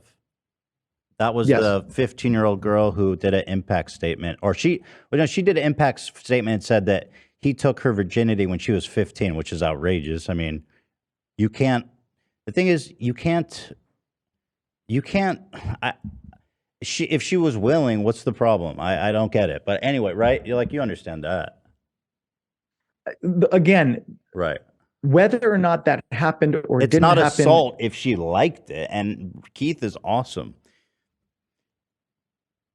I'm starting, I'm feeling your humor a little bit more. Like I said, there's a little delay as well. So Camilla, I just want to be Camilla, super clear again. I don't support sexual assault, rape in any way. Yeah. I'm not here to be able to be a referee about what he said or she said or what happened behind closed doors. What I do know is that I don't believe that somebody giving a victim impact statement that isn't under oath, which is basically no different from somebody going on Twitter and saying, I was raped by this person. Right. It's just with absolutely no due process. Right. Because be looked at. He doesn't even know them. So it's like the same as a random tweet. Like they've never even met. No, they have know met each other. Ethan. Okay. Shit. They do know, but they do know each other. They do know each other. But do you understand what I'm saying, though? Yeah, no, absolutely. So so this girl, Camille, who she said in her impact statement that Raniere and his co-conspirator, who also trafficked Daniela for labor and services, said they confined her to a hotel room, or to a room, for nearly 2 years in an attempt to force Daniela to work for him. And then Daniela was told that if she left the room, she would be sent to Mexico without any identifying documents. So that's probably what they mean by like sex trafficking or forced labor, but that's just someone on Twitter just making shit up. Well, did you see the second season of The Vow? No, I didn't watch the second season. Was that? Yeah. Gotcha. I don't blame you. Yeah, it was bad. Yeah. It's incredible. Again, from just the label of somebody, I think it's document servitude. That sounds horrible. Right. But again, if you just look at the facts, this is a young girl who is who is in a room in her family's home. Okay. Like she was in a room and the door wasn't locked. Right. And if anyone questions me on that, this is incredible. This is how amazing how a documentary can seemingly put eerie music on something and make it seem horrific. Right. In the documentary, they're actually doing a voiceover of her reading from her lines from the court transcript. So they're reading it verbatim from what she said in court as she was testifying under oath. And at the very end of this episode, as she's talking about how she's been confined to this room for 2 years. Right. Do you know how the scene ends? How? She says, and then I walked out of the room. Oh, because she could have left the whole time. They don't really put because that she out could there. have. Of course, but it's it's the scary music and it's haunting and this illustrations and the cartoon and it's. Right. But the way that it's in the media, it sounds as if Keith Raniere kidnapped this person. I understand. Put them in a room. Yeah. I want to ask you, and that is the issue of of why I reached out is that in the media can do whatever they want and paint anyone with whatever colors they want to create a certain image, and that does not necessarily match the reality of even just basic facts. Because it's basically her fault for not leaving the room. And what's even crazier is that the whole jury they all got, I don't know how the whole jury agreed on that. But I want to ask you about your experience with Tourette syndrome. I'm super, super fascinated by this. This is so this is why kind of NXIVM is kind of interesting, because everyone always just kind of sees like the bad side. That's what's famous now. But NXIVM actually has been helping people in these incredible ways. For example, you had debilitating Tourette's syndrome, right? And then I think you joined NXIVM, and Keith was able to help you overcome it totally, like totally cured. Like your Tourette's is 100% gone? So yes, the answer is I no longer have Tourette syndrome. Wow. And it was through the courses that Keith created. It wasn't even one-on-one sessions with anything like with Keith. Wow. It was, he had created a curriculum that was around the world. Like I said, 17,000 people took it. I went through the classes just like everybody else. But as I went through them and started to build more self-awareness about myself, I mean, ultimately the courses are classes on emotional intelligence. We had a center here in New York City on 5th and 37th Street, where it's just, you go and sit in chairs and you have conversations with people. And that cured your Tourette's? That is just having that. I just want to be clear. It's not. Go ahead. Yes, it was through these conversations and through these classes, which were a lot of them were philosophical inquiries about different aspects of life. There were practical things. It was also a goal-setting thing for entrepreneurs. Okay. And it was through these classes and these conversations that beat my Tourette's completely mind over body. Wow. And so what is it that you tell yourself? Like, just stop ticking. Like, come on, don't be a pussy or whatever.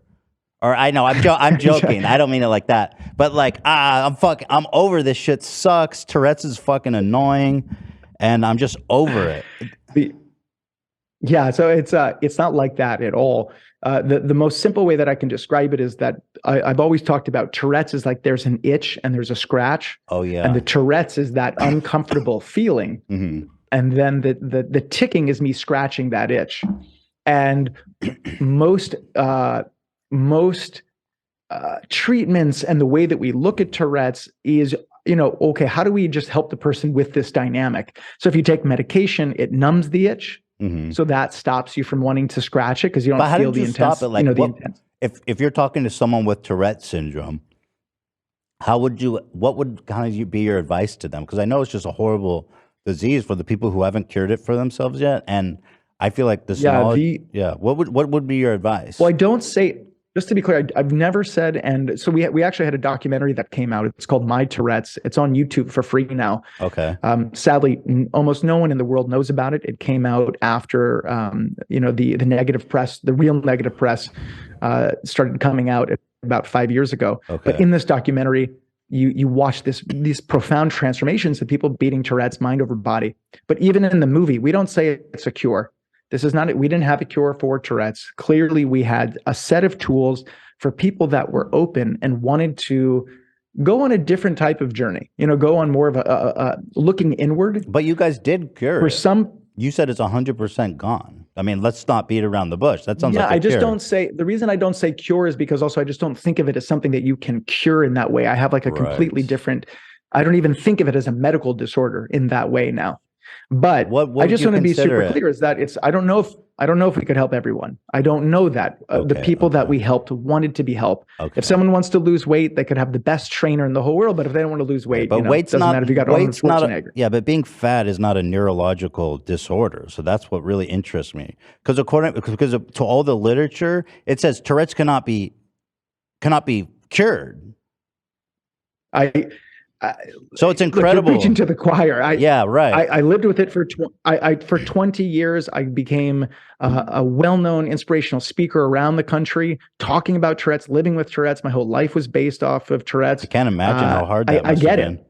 It was, so then to take a class on emotions and now to be able to have a conversation with you like this, I couldn't even have dreamt of it. I mean, it just wasn't even something that could be possible because of like what you said. I have Tourette's, this neurological genetic disorder that's involuntary and has no cure.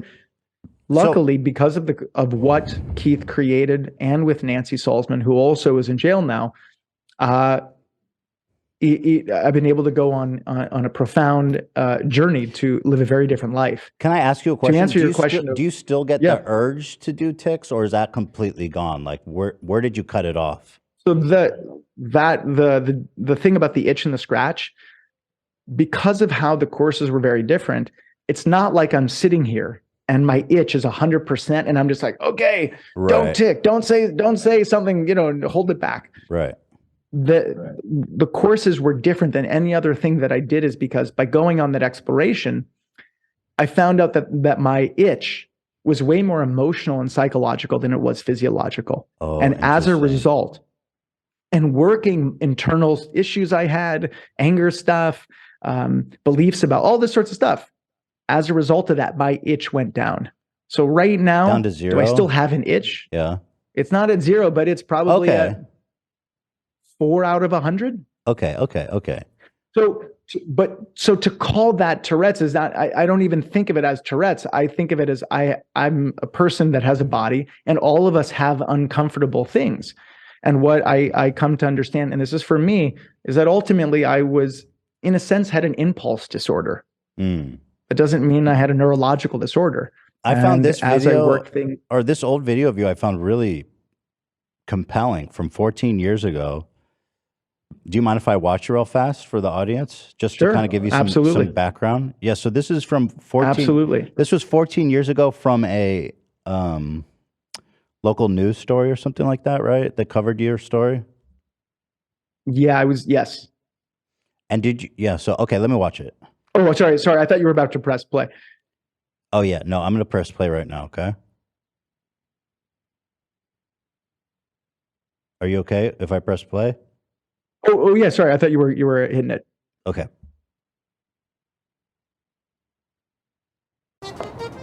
Reese Witherspoon here, checking into my favorite hotel in Paris. Bonjour. Bonjour. I'm traveling with my Wells Fargo Autograph Journey card, so I earn rewards wherever I book travel. 5 times points with hotels, 4 times with airlines, 3 times on restaurants and other travel, and 1 point on other purchases. Phew, that was a lot. I need to lie down. Is the room ready? Visit wellsfargo.com/autograph journey. Terms apply.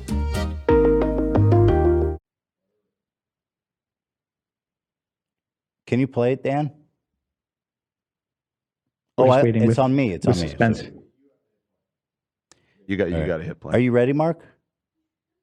I'm ready. Okay. A day before my 17th birthday is when I really ran into the greatest obstacle I had ever encountered with my Tourette syndrome. A St. Louis area teenager who says he has Tourette syndrome claims he was kicked off a Greyhound bus in Indianapolis because of his disability. I got on the bus and they made an announcement about my Tourette syndrome. And earlier in line, a lady had heard me saying some inappropriate words. And she stood up and she said, well, how come he can say this word? With that, this Clayton High Jr., who turns 17 tomorrow, says he was kicked off the bus in Indianapolis. So your tick was actually to say the N-word, right? Yeah, at different times I was saying what would be the worst thing that I could possibly say in a given moment. So, if I was around a fat person, I would want to tick you're fat. If I was around a black person, I would want to tick the N-word. So at the time, it was a nightmare. At the time you were on a bus, and with it seems like from this image predominantly black, and then you said the N-word on the bus. Yeah, to make a long story short, I had told the bus driver about my Tourette's before I got on, and then I got on the bus. Then I was ticking it more, and obviously customers were complaining, and rightfully so. I mean, they had no idea what was going on. And then the bus driver, as I've gotten older, I actually thought the company dealt with it as well as they could. I mean, it's just a difficult situation. I mean, just because it's a medical disorder, although I don't see it the same way now, but of course at the time, what do you do? It's just not, I don't think it's as simple as, oh, well, this person has a disability. They just have, can do whatever they want, carte blanche. Like, it's a very difficult thing because I'm also saying something that's offending people.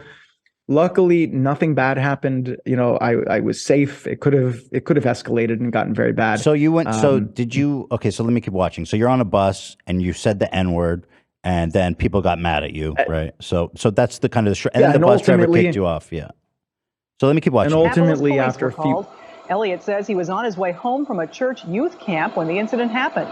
Elliott and his family say they've traveled all over the country and never been denied access to transportation. His family calls it a violation of the Americans with Disabilities Act. Up to that point. I appreciate that you guys all made it into like kind of turned it into like a crusade here and went to the local news about it and stuff because it's I have a theory for you. I'm ready. Okay, cool. I think you actually fake having Tourette's. Yeah, I think you actually don't have it. Well, but I'm open to. Here's my. What did you think I had? Well, let me just break it down. I think this is kind of a funny thing. I doubt this is what happened, but maybe you just called someone the N-word on the bus, and then you're like, oh no, I have Tourette's. Because what's interesting to me, and I know that's funny, but what's interesting to me is that you've made like a whole career being a motivational speaker about how you cured your Tourette's and stuff, and that's kind of become like a big part of your identity. But what's interesting is, as somebody with Tourette's, I actually have Tourette's. I know it's not curable, so I just find that claim to be absolutely a pseudoscientific, crazy claim that has no backing in science or at all. And I think you're actually, in my opinion, right, as someone with Tourette's, I think you're scamming people. Well, first off, did you say that you have Tourette's? I do have Tourette's. I didn't know that. Crazy? Yeah, I know. That's why I was so surprised when you emailed me, because I was like, I have Tourette's, and I also fucking hate Andrew Tate. I've like talked like continually and openly, relentlessly about what a piece of shit he is and how much I hate him. And what's interesting too, Mark, is that I've also talked about how much I hate Keith and NXIVM and what a psycho he is. So when I got your email, I was like, this is incredible. And I could totally see how it is you fell into a cult, because you clearly don't do any research. You know, when I saw when I was watching one of your videos, I thought I saw you ticking. And so it did cross my mind. I said, I wonder if he has Tourette's. Yeah, I do. Why would you? That's so interesting. Why would you think someone would fake it? That's a pretty messed up thing for someone to fake.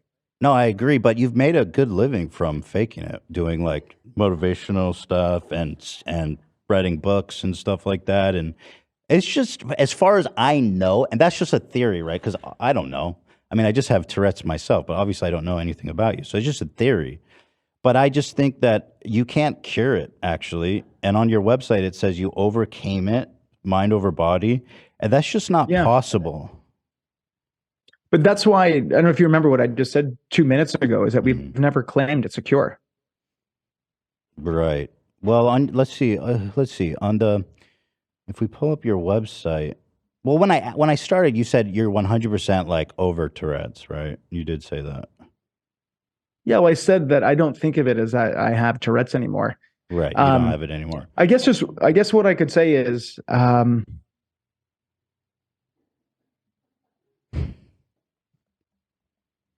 yeah, the fact that you don't like Tate and you don't like Raniere is not a reason that I couldn't talk to someone. If anything, that's not the point of trying to find people that love him. It's if you can find people. Even if somebody hates someone, the question is, do we believe that there should be due process in this country? And are we okay with government officials or FBI agents committing crimes to convict a man? Right. So by somebody not liking it. Yeah. But in the email. By someone. Yeah. But somebody not liking him is, if anything, is definitely better. I definitely did not research deeply every single person. Obviously, at all. Well, yeah, you didn't look. You actually didn't look into it at all. Like the most basic. But let me break it down, Mark, because in a way, I see you as. Well, just to be very. Okay, go ahead. Just to be very blunt. Go ahead. Yeah, be blunt. Yeah, you are right. I did not do research. Yeah. Someone that I know, who's Keith. Currently, he's been sitting in the SHU for over 200 days. So they're basically torturing a U.S. citizen, while at the same time he has filed in the Eastern District of New York with 4 former FBI agents showing that the FBI tampered with digital evidence and they're now escalating the torture, and they might ship him to what's known as a CMU. Can I read a which is a excerpt from your? communications. Can I read an excerpt for you? It says, "Do you?" This is from your website. This is your website, right? MarkElliott.com. Yep. Yeah. Do you want to beat your Tourette's? I want to help you, but currently the government has threatened to put me in jail for being public about how I completely overcame my Tourette's with NXIVM. Yep. So when you say completely overcame, I just assumed that meant like that you have a cure for it. Yeah, I can address that in a second. We can talk about that. But the point is that can you cure like you have a bipolar lot or of, something? Can you cure like schizophrenia? Because that would be really good for a lot of people. the reason, so because of how big the case is, Right. and I'm reaching out to people that have influence. Mm-hmm. I believe that even though you might hate those people, and I didn't know the depth of how much you dislike them, but Yeah. okay. No. Yeah. Is that there's something that we can agree upon, I thought. At Well, least here's that, something. are here's we some- okay? Well, we can all agree on. We can all agree on photos. Here's photos of his initials being branded into women who accused him of running a clandestine sex cult. Here is his initials branded into their skin. Here's an up close for you. It says his initial, Keith Ramirez, branded into their skin. What's your point? That's not what I'm here to talk to you about. Oh, my point. That the thing is the point right, is right. No, that was just for fun. That was just like a funsies thing. Yeah, but the It thing was just is, like a fun look, little I'm- group building exercise. No, I'm the thing is, serious. I'm serious. I- Why did he do this? Because if I'm curious, I want to ask you. The why thing did is, he if do it? you're gonna say things, they need to be factual. They're just kinky. Keith They're just a Raniere- little kinky. But Keith Raniere didn't brand anyone. Oh, right. He's not even in the room. He coerced people to But do he's it. not- Yeah, so coercion's But a he's not crime, even- but actually. I think coercion is a crime. Sex trafficking usually happens through coercion, not by locking people to a radiator. So that, I think, is where we kind of disconnect there. And actually, what's crazy I is the had told jury you agreed with me. 12 people agreed. I had told you before. I know I had told you What? before. Oh, that and the appeal blackmail is court. a crime. Oh, what's crazy is he appealed, and then the appeals court also upheld these 7 horrific charges against him. So that's like a lot of people. I wasn't here. Yeah, that's a lot of people. Like I had said, I had said to you in the very beginning is that I believe most of the things are not true out there. That doesn't mean there isn't kernels of truth. I wanted to talk to you about something that I think is greater than Keith Raniere, the fact that we have evidence that shows that the FBI committed crimes. Yeah, but the FBI is, I agree with you that the FBI is shitty and they do that kind of stuff. But even if we discount everything the FBI allegedly, or you say let's just assume for the sake of this conversation that they did do that, then you still have to explain all these other charges. Like even if he didn't have child pornography on a hard drive, right? And let's just say he didn't do it. It was a conspiracy. Or maybe they changed the metadata. There's still racketeering, forced labor, wire fraud, sex trafficking, extortion. So do you know what I mean? So there's kind of an issue here. If you're, well, we've been the thing is, look, this is the first time we've ever met Ethan. Yeah. I said to you in the email of that if you want to have more of an open, rational conversation, we can challenge things. In the first half of this, I talked to you about some of the facts that it sounded like you were agreeing with. I didn't realize that you were just trying to play me. The things that I said, I stand by. I don't need to change anything, even though now I know that I guess you were trying to have sort of a gotcha moment. But like I said, with the photos, with the woman, the HBO thing, the sex trafficking, which is a single sex act with no money exchange, these are things that if someone wants to have a conversation. Right, but you got to understand that no money exchanged and him not doing it himself is kind of the quintessential of a cultish kind of racketeering, like manipulative, coercive act. Like he's not the first person, right? Like Charles Manson, for example. Is Charles Manson guilty of murder? Well, answer that. Is Charles Manson guilty of murder? He never did anything. I don't know enough. I don't. Okay, I'll explain it to you. I'll explain it to you. Charles Manson people say he was a member of a cult. His disciples went under his order or coercion to go and murder this family, right? And so his lawyer said, well, he didn't do anything. He wasn't even there. And so the question is, do you think Charles Manson is guilty? He was in jail right now for being involved in their murders, even though he wasn't there. He never held a knife in his hand. You know what I mean? And no money was exchanged. He didn't even pay them to do it. I have.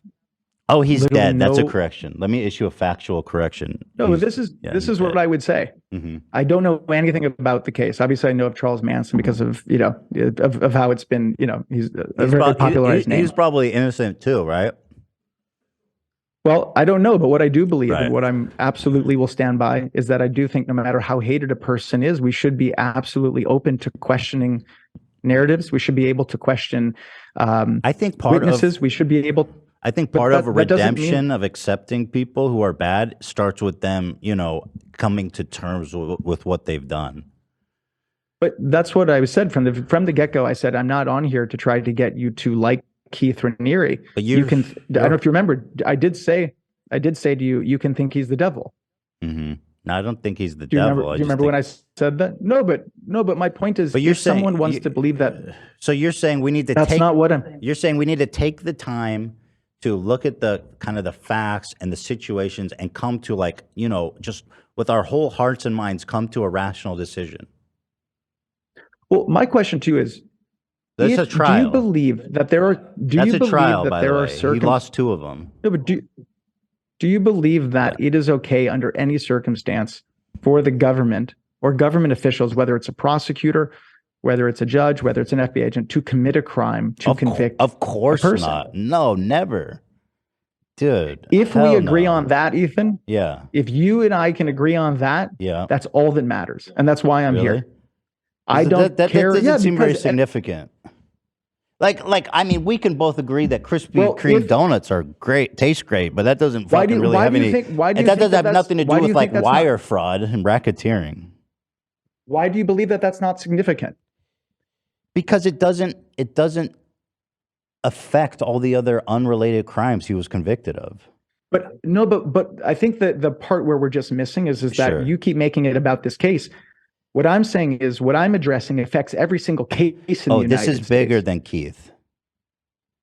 Yeah, Keith is not bigger than the justice system. If you allow or you are okay permitting government officials to commit crimes, to convict even a hated person, what you ultimately are saying is that you believe that prejudice and hate are more important than justice. Here's you and Keith. He has really nice skin. Fuck. The thing is, I'm trying to have a serious conversation. No, I was just struck by his really nice skin. Did he ever drop? I'm just saying. I'm just saying, out of respect, I'm trying to have a conversation with you about something that affects millions of people around the justice. Millions of people in the justice system and are affected by our justice system. This isn't about Keith. It is about Keith because this is the specific case and the specific evidence that we have. Do you mind if I take a moment and read some of the quotes from the FBI agents? No, I don't want to do that. Let me ask you this. I don't even blame you because honestly, in a sense, you're kind of the victim of you know what I mean? Like you're part of this organization that clearly has some powerful hold over you. And I'm really sorry that you got somehow you're involved in this. And I just Keith is gone. He can't hurt you anymore. You know what I mean? Like you're free, bro. I appreciate the I do believe that I'm free. I'm an adult that makes decisions in my own life. Just like that girl in the room. You're free, man. Just walk through the door. What I can say again is I reached out to you. I'm trying to talk about things that there's a lot of prejudice against talking about. Mm-hmm. You have a case that has international attention, that has a lot of hate and a lot of prejudice. And now we have we're kind of, you've said that. It's okay. Listen, I really do wish the best for you. And I'm sorry that you're dealing with all this stuff. It seems like you're going through a lot. And I just, you know, I'm sorry, man. I don't know if there's anything, you know, do they have photos of you? Like they must have, because that was their thing, right? Keith had like blackmail There's photos. no photos. I just, for anyone who's listening that wants to find out more, they can go to makejusticeblind.com and they can look at the evidence with respect to the FBI and what I've been talking about here. This is the video, right? Evidence of historic FBI corruption. This is the one you're talking about? Could we at least watch? One of the guys is Alan Dershowitz. He represented. He's Epstein's lawyer. Could we play it from the beginning? It's only 2 minutes. You know what? I'll do that for you. We've been through a lot together. Awesome. I'll play you the Dersh. Well, no. I'm saying, can you play it from the beginning, which is the experts, which is actually what's most important. Well, he is in this video, so I'm assuming he's an expert. But he's under the section of advocates in the beginning of the 2-minute video. There's the whole section on experts. It's only 2 minutes. I'd be grateful if you play that at least. He's an advocate. Okay, cool. Yeah. If this alleged FBI malfeasance turns out to be true, as our experts say it is, then this is really historic. This is really an attempt to frame somebody based on manipulation of data. That's just unacceptable in an American court and in the American legal system. I'm the former United. He's the man, bro. Alan Dersh. But the thing is there a reason you can't play it from the beginning? It's only a minute. I'm afraid that it's compelling, frankly. I don't want. No, I will play it. I'll play it. So these people. So these are all former FBI people. Okay, I'm gonna play it. Some of them are former. I owe that to you. I owe that to you. Yeah, I owe that to you. I'm gonna play it. Awesome. Experts versus Keith. I worked in the FBI for about 10 years. It is clear that the photos in this case were planted there. This is the most serious. How did they get the photos to examine? Because there's apparently child pornography on the photos. It seems kind of like a hot potato. And let's just finish. And I hesitate to call pictures of child pornography a hot potato. You know what I mean? They're not looking at. No one's looking at pictures of child porn. They're looking at metadata. The files, the file data. Right, the metadata. Okay, got it. Tampering with evidence that I've ever seen. It's inescapable that the FBI proactively created fake evidence. Data changed while I was in FBI custody. It was modified. It was altered. And 25 years of digital forensic investigations. Zach, can you turn it down? The amount of technical ability and premeditation to perform this fraud in the case against Mr. Ranieri, I've never seen anything like that. In my 20 years experience with the FBI, I have never seen data manipulation, evidence tampering, anything like this on this scale. When I first read the papers that Mr. Ranieri presented on tampering, I was shocked. I've never seen an instance where the system threw away its credibility purely for the purpose of convicting a defendant. If it could happen to a person who is educated, who is white, who has the complexion for acceptance, as I would say, none of us are safe. There's no need to fabricate evidence for a guilty man. The fact that they fabricated evidence here, and to the degree that they did, shocks the conscience. If this alleged FBI malfeasance turns out to be true, as our experts say it is, then this is really historic. This is really an attempt to frame somebody based on manipulation of data. That's just unacceptable in an American court and in the American legal system. I'm the former United States Attorney for the Eastern District of Arkansas. In the face of this alarming evidence, there's really no excuse for the court or for the prosecutor to hide behind procedural delays and waiting to get to the bottom of this. They should take immediate action, and if they can't or they won't, the United States Attorney General should appoint an independent prosecutor. If an independent investigation determines that this tampering occurred, there must be accountability. People have to be criminally prosecuted. This is very serious. Okay. Shortly after Mr. Renner's legal team first exposed this corruption, the government retaliated. Yeah, I mean, what I know that you were playing the music, which was unfortunate, and making the jokes. These are people, whether or not, again, whether you hate Keith Raniere or whatever you think about NXIVM, these are very people that have served our country. Those are 4 FBI agents, other distinguished experts. There's also a former U.S. prosecutor. Again, if you don't want to hear that, I do. And agree, that's okay. Here's what I just want to.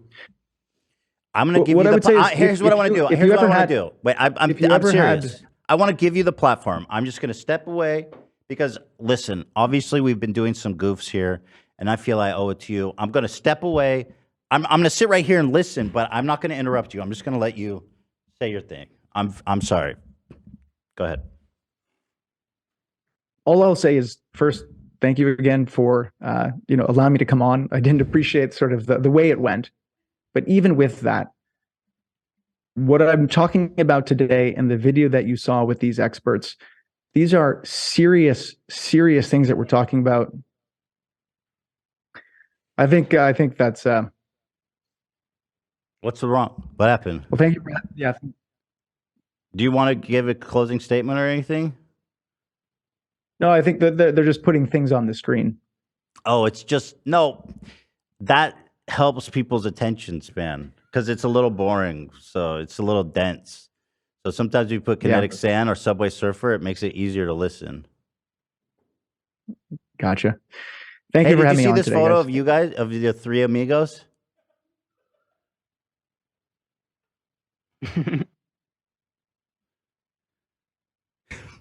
Did you? I'm with you, by the way. ACAB, brother. My voice. You don't know how to turn off Zoom. You're trying, but you can't get away. How do you get out of this? You're trapped. No, there's no trap. Well, again, nice to meet you, Ethan. And thanks for having me on today. I'm sorry to put you all through that. Ultimately, you are the victim, and I hope Raniere dies in prison. I really do. I really do. But one day you're going to be free of this, and I'll be there to help you. I'm so sorry. This is Keith's fault that you went through this. It really is, and I'm so sorry.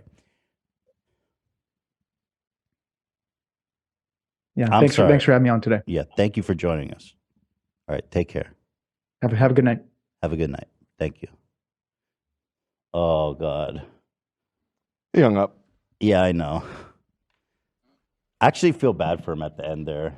Yeah. But it's fair, extremely embarrassing. But to be completely fair, this man walked into like a comet-sized chasm of a death trap. You can turn back on chat. All right, I'll turn it back on. Like, when I got this email from him that I read you guys, I was like, is this guy for real? And so I passed it to Dan to set it up. And sure enough, this guy thought I was an Andrew Tate defender who loves fucking Keith Raniere. And also he didn't know I have Tourette's syndrome, which put me in kind of a unique position to talk to him about Tourette's. And that was a very stressful situation. I didn't see him ticking once. Just saying. Must be effective.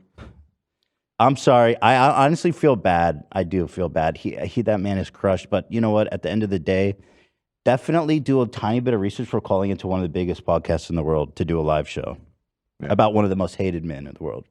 I will say, I really admire your ability to continue to be confrontational throughout an entire exchange. Like, at some point I was like, oh man, like, is he gonna like loosen up a bit? And you...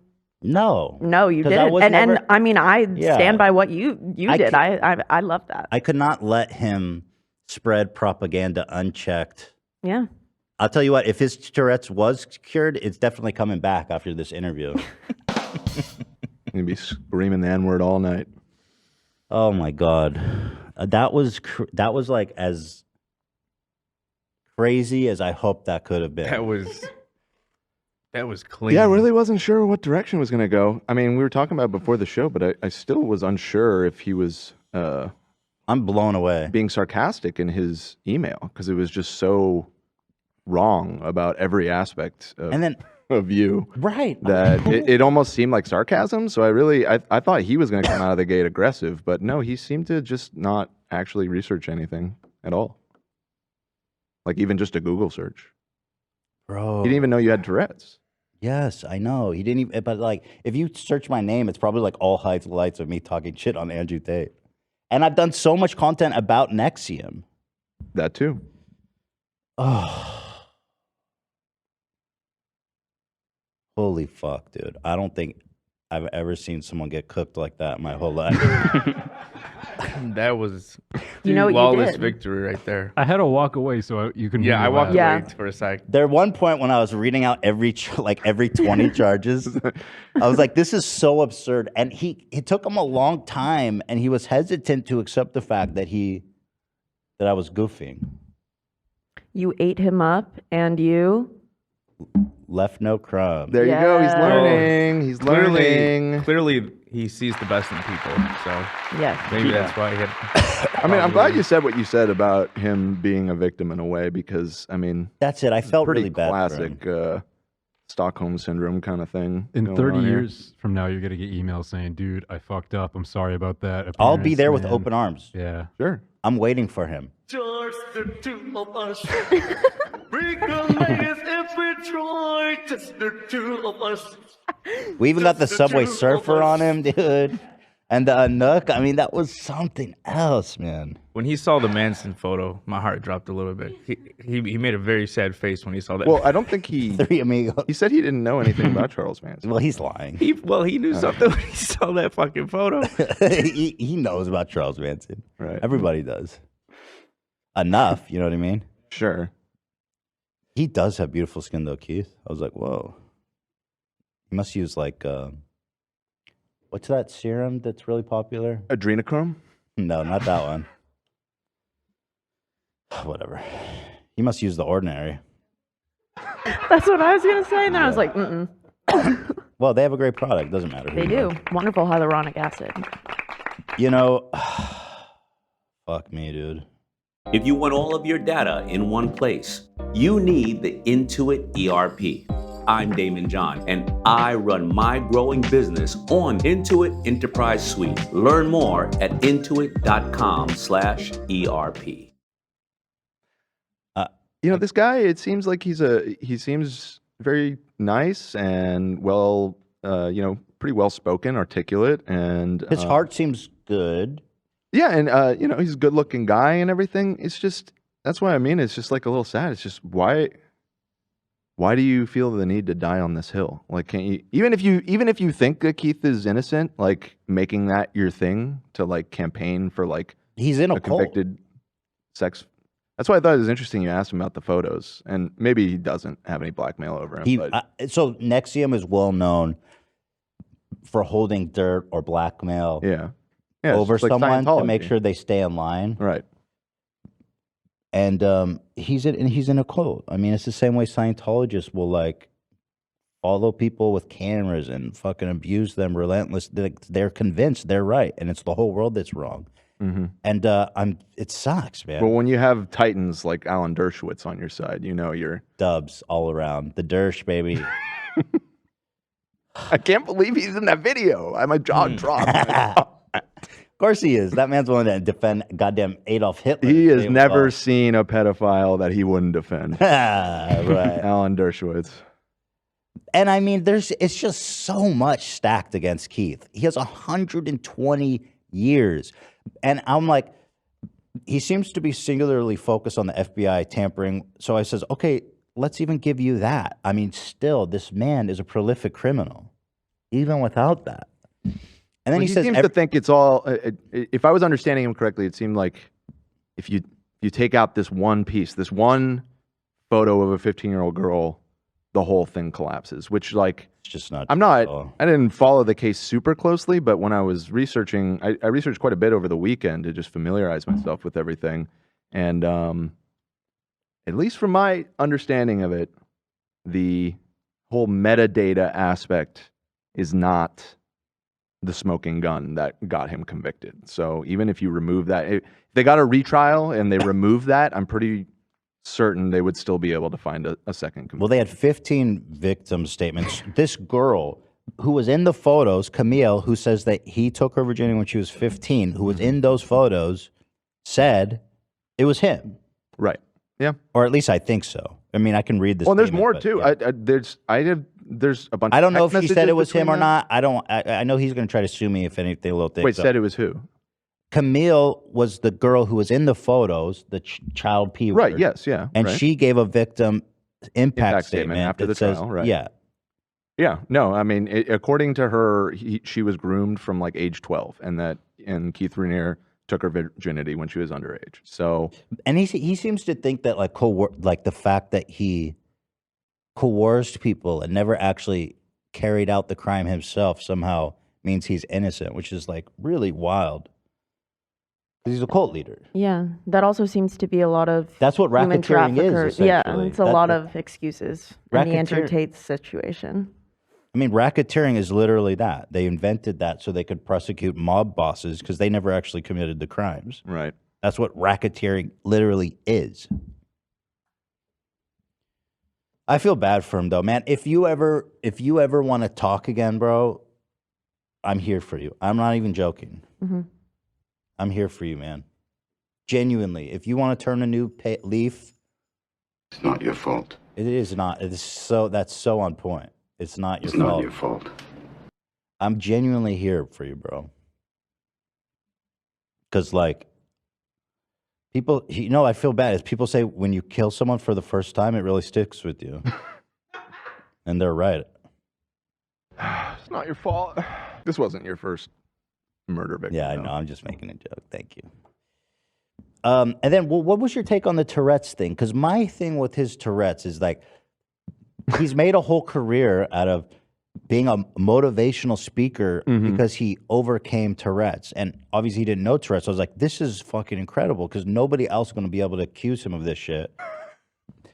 And when I don't think anyone else would. It's such a Larry David. You had a real Larry David moment with that. But it is suspect. Like I see. I don't have Tourette's, so I don't feel comfortable saying that. I mean, I think very it's certainly plausible, or I don't think it's a stretch to say that he had it. And like we were talking about before the show, NXIVM, they have like their therapy was like these like 7 pseudosciences, and then also cognitive behavioral therapy was a part of it too, and that can like help reduce tics. It helps you manage and control them. Which it sounded like that's what he was. He said he started backpedaling when he realized I had Tourette's. Right. But on his website, and when he first came on, he says, I have totally conquered my Tourette's. Right. That's not possible. And especially if he was walking around saying the N-word, that's like super, super, super severe Tourette's. So the fact that he went from like fully blown, like worst case scenario Tourette's to like, I'm going to sit here for an hour and not have one visible tick is really fucking in a very stressful insane situation too, by the way. Why does it lie? At least for the second half. But I mean, I don't know. to me, it's like saying, oh yeah, I can cure bipolar disease, schizophrenia, OCD. Just come talk to Keith Raniere. He'll take care of it. Like that's just not real. And then he backed up. He said, I'm 4 out of 100 Tourette's. Right, which that makes more sense. Yeah, I mean, but- you're saying that it was only because you called him out. I mean, He definitely backpedaled when I told him I had Tourette's. All right. I mean, because he knows he can't say if he's selling some kind of course or inspirational. He can't say I cured Tourette's. So right, he so was just doesn't tiptoeing use the around word cure. being fraudulent. Yeah. Well, as somebody with 35% Tourette's, let me tell you this. I know what I'm talking. You'd say yours is 35 out of 100? Is Yeah, that what yours is 35 at? out of 100. Use that 4. 5% means everything. I feel bad for him though. That was a lot. I bet Keith's on the phone with him right now, chewing him up way worse than you are. I don't think Keith has access to a phone. Oh, you don't? Keith is about to release the photo of that guy like having a pineapple up his ass or something. That's So now that we have it confirmed that he wasn't coming in here trying to argue with you or whatever, and he really did think that you would be sympathetic to his plight. Was he just mass emailing like every podcast in existence, and we were just happened to be the only one that took notice? And it could be he was copy pasting. He said, "Hi, dear H3." Oh yeah, because dude, okay. Can you say he addressed this email to Dear H3 Podcast Highlights? Oh, I caught that. That's right. He emailed me, Dear H3 Podcast Highlights. And I was about to erase it because I was like, this is a bot or some fucking Indian farmer who's trying to. Why the hell? But then I was like, oh shit. My name is Mark Elliott. I'm an award-winning speaker who lived with Tourette's for 20 years, and I beat it completely. So already I'm perking up like, oh, what the fuck? And then I was part of the now infamous NXIVM. I was like, what? And then he goes, I recently saw your coverage of poking holes in Andrew Tate narrative. Yeah, that's really the part. Because up until that point, it could be like, oh, you were in the NXIVM call and you want to like talk about your experience and stuff? Well, then, when he like it's the Andrew Tate when he line said where it he starts to beat go off the rails a little bit. No, it was when he said he beat Tourette's. That's when he went off the rails for me. I was like, yo, this guy's wild. Somebody in the chat just said he was on Theo Vaughn's podcast once. No fucking shot. I'm watching that right now. Talking about actually. what? He talks about his Tourette's at one point. The part I'm watching. So this is what I'm saying. This guy's built a whole career. He's on tour telling people they can cure their Tourette's if they stop being pussies about it. Right, which again would have made sense if he knew that you had Tourette's and was specifically reaching out to you. No, you're a famous influencer that has it, but it wasn't even that either. It's Dear like, H3 Podcast Highlights. Let me send you an image of this because I think it's worth seeing. Yeah, that thumbnail's good, Cam. Obviously, I didn't want to title it because I didn't want to give the game away, and that's why I disabled chat too and made a very cryptic title because I really wanted this to land. And yeah, the name of Theo's episode is "The Man Who Overcame Tourette's." See, now to me, that's insanely fucking offensive. You don't overcome Tourette's, and the implication is that everyone else is weak. That everyone else is just being a giant pussy who hasn't been enlightened yet. You don't. It's not something you overcome. It's something you live with and you learn to live with. It's crazy. You can't. It's just fucked up to put that into the world. Like, oh yeah, did you get your Tourette's cured yet? Like people that watch that, it's crazy. By the way, let me send you this. I just want to show you so you can pull it up because this email is pretty iconic. And he was emailing you quite a lot, right, Dan? So he had a lot of opportunities to look into the show. this all started like over 2 weeks ago, and so again, if I ever found myself in a position where I was being invited on a podcast, I don't know why that would ever happen. But if I did, I would probably at least Google once. Well, but he emailed you like 30 times. That's what I'm saying. Is like there was plenty of time, and there was back and forth and stuff as we tried to land on a date to do this. And I don't know.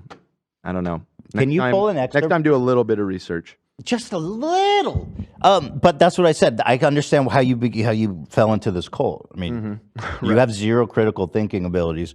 At no point, and there was quite a bit of back and forth, but it was very formal and brief, just about the logistics. I I didn't go out of my way to try and mislead him that we were going to somehow be. We didn't say anything. It's very just like, hi, nice to meet you.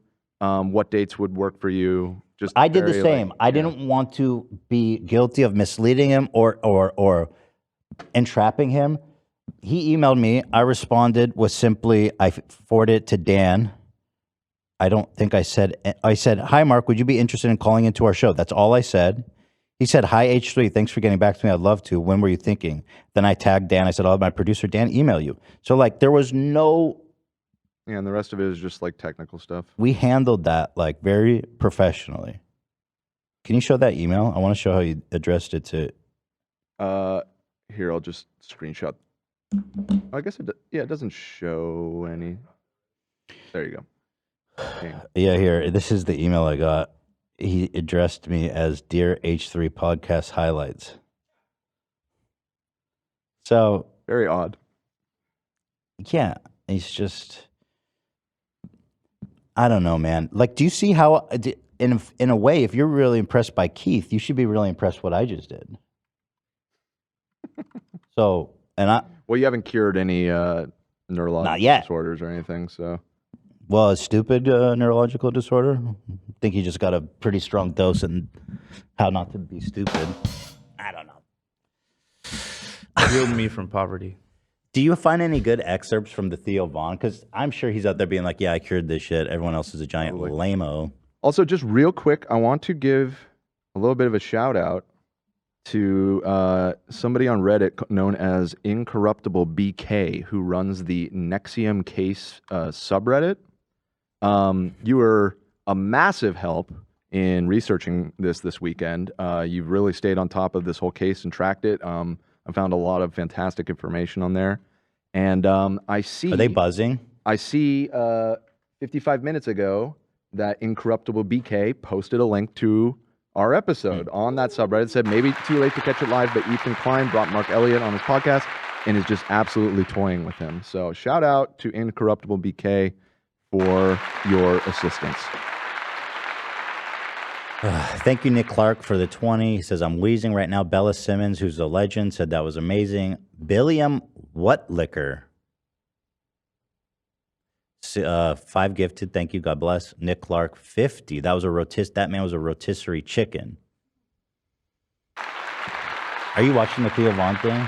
Yeah, nothing too interesting yet. Yeah, if you guys don't mind, because I didn't eat breakfast today, can you bring out we got Subway. I'm just going to eat to the side. I don't want to just disrupt the experience or anything, but God damn, that went like way because I'll be honest, we were talking last night. We were kind of nervous. So I was like, I don't know how this is going to go. Sorry. I mean, yeah, I still didn't even know what his attitude was. Because, like, again, you can read that same email as him being kind of sarcastic towards you. I didn't see that. I thought it's exactly what I thought it would be. In terms it was. of No, you absolutely it was. Yeah. The top comment on Theo Von's is very inspiring to have a man who beat Tourette's and a man who beat Down syndrome in the same room talking. I think Theo probably jokes that he has Downs or something. So this guy's been on tour for 4 years. He had Theo Von. He was on Theo Von's show. You know. Well, that would have been was 4 years ago before everything came crashing down on NXIVM? Yeah, it must have been. Because when I watched the first documentary about NXIVM, Keith was still out. He was still at large. And then at one point he was on the run in Mexico. I don't know the whole timeline. I feel bad for him, though, honestly, at the end of the day. He was very, even in the face of, like, being called out, he was very mild-mannered. I don't know. That's what I was saying. It's just, it's sad that he, like, this dude could probably, make something of himself in something that isn't defending a convicted child predator. Well, anyway. Branch out. If you're Branch out a little bit. If you're out there watching, Mark, I'm here for you, buddy. I'll adopt you like Aiden Ross. That's sweet. I already have 2 kids, but fuck it. What do you think? I won't Aiden say. can have a brother. I won't say their name to call them out, but what do you think of this comment in the chat that we were bullying him and it was really hard to watch? We were bullying him. There's no question about it. That's why I feel bad. Bullying me. But at a certain point, this man, he's so special because I can bully him. Mm-hmm. Like, he's worthy of being bullied. I mean, for how dumb it was to approach me, he's literally part of a sex cult. He's defending a pedophile rapist. Yeah, I think the point where the sympathy kind of disappeared for me is when he wouldn't outright say it, but heavily implying that the child R-word victim was just making it up and lying. I would say that's worse than bullying. Yeah, that's pretty scummy. This girl who was brave enough to come out, who's Kind of been worth brainwashed from bullying the them. age of 12. This Yeah. man, he all but said she's lying. Yeah, And he then didn't, there's want to fully say that, but Mhm. Read between the There's lines. 15 other victims They're all making it up. and he goes, well, they're not under oath. It's basically like a random tweet. Mm-hmm. I was like, yeah, good thing. Yeah, they don't even know each other. There's like they weren't even like known associates. Is that the girl he said was just kinky too? Yeah. Wow. That was crazy. Yeah. Yeah, that's a psycho. He was kinky. They were just kinky. That was embarrassing. Yikes. So yeah, listen. I think we were definitely bullying him. Don't get me wrong. I mean, I don't know if it was bullying. To be honest, I'm being facetious, but we definitely grilled him hard, and he walked into a giant trap, and we were talking about something very serious, and I wanted to. Yeah, it's just, what am I justifying? Shut up. If you're uncomfortable, it's not for you. Go join NXIVM. Agreed. They're all about welcoming peace than and I love am over there. Yeah. So what else we got here today? Thanks for joining us today. Subway, Meta, Mark, NXIVM, Courier, yeah, and I guess we have Landlord TikTok. So it's pretty good. Landlord TikTok. We've We been also too- have the guy who talks shit to the delivery robots, which really cracked me up. I love him. Let's watch that then. So there's this account, Film the Robots, LA. Goes around LA area trying to get into altercations with food delivery robots. Which maybe we should just explain that is a thing, because I don't know if it's that common outside of major cities like LA. I did not know this was a thing. I've seen them around. So what are they delivering? It's like Uber Eats and shit, or like food. DoorDash and all those. To office Postmates. buildings? Yeah, they're generally in like downtown areas. I police. recognized it. It seemed like these videos were all in like the core city area of LA. Yeah, they go up and down Melrose all the time. Yeah, that's where me and Lena first saw them. Went to Hollywood I that time. fucking hate them. This is how They're real pieces of shit. Scary. This is how worthless you are as workers. They invented a fucking robot to avoid paying you minimum wage, barely minimum. And it's wage. awesome because the robot probably cost a shit ton, and it's so much worse. It's at so delivering slow. things. Oh, that they're so bad. Like, dude, you're not even paying them minimum wage with that. Well, they got to I'm pay for sorry, their own Dave. cars, and that's still too much for Afraid you. I can't do that. They still got to outsource that. Let's watch. Here's his, two robots blocking each other. I like this guy. Bring it to the robots. Fuck them. Fucking Hey, idiots. turn on your fucking lights. Turn on your fucking lights. Yeah. Turn on your lights, They need to man. be on. No, he's absolutely right. Nolan, turn on your fucking lights. This is reckless. Now, I want to see you navigate that asshole up there. Is Is there really that many robots? Fucking sidewalk. They're just colliding, Let's see you figure this one out. taking up the whole damn sidewalk, Let's too. go around it. Why don't you tell your boy to move the fuck out of the way? You guys are a hazard. Push him, push him. He's Run right speeding, into dude. him. You don't even know what to do. You're gonna have to go around because his dumbass is sitting there. You don't have any fucking lights. Idiot. Dumbass Nolan doesn't have any lights, and Paige is just in the way. This is great tech. The man has a point. Fire the workers. Oh, okay. I Kind of hope a he good gets straightened maneuver. up. Oh, now the Paige is moving.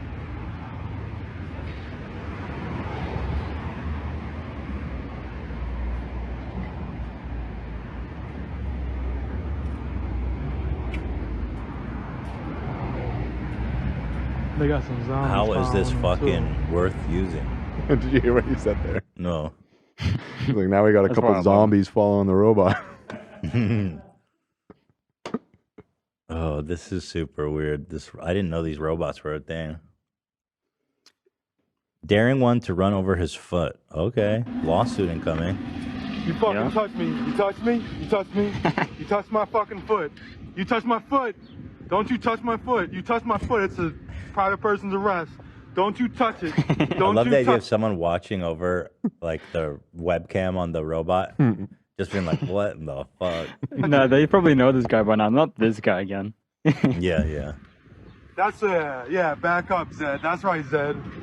Yeah, Zed. Yeah. How soon until people start smashing these? This is like real life loot boxes, man. Yeah. Oh, true. I'm surprised they're Real not. life loot box. People used to like smash bird scooters all the time. This is the new meta.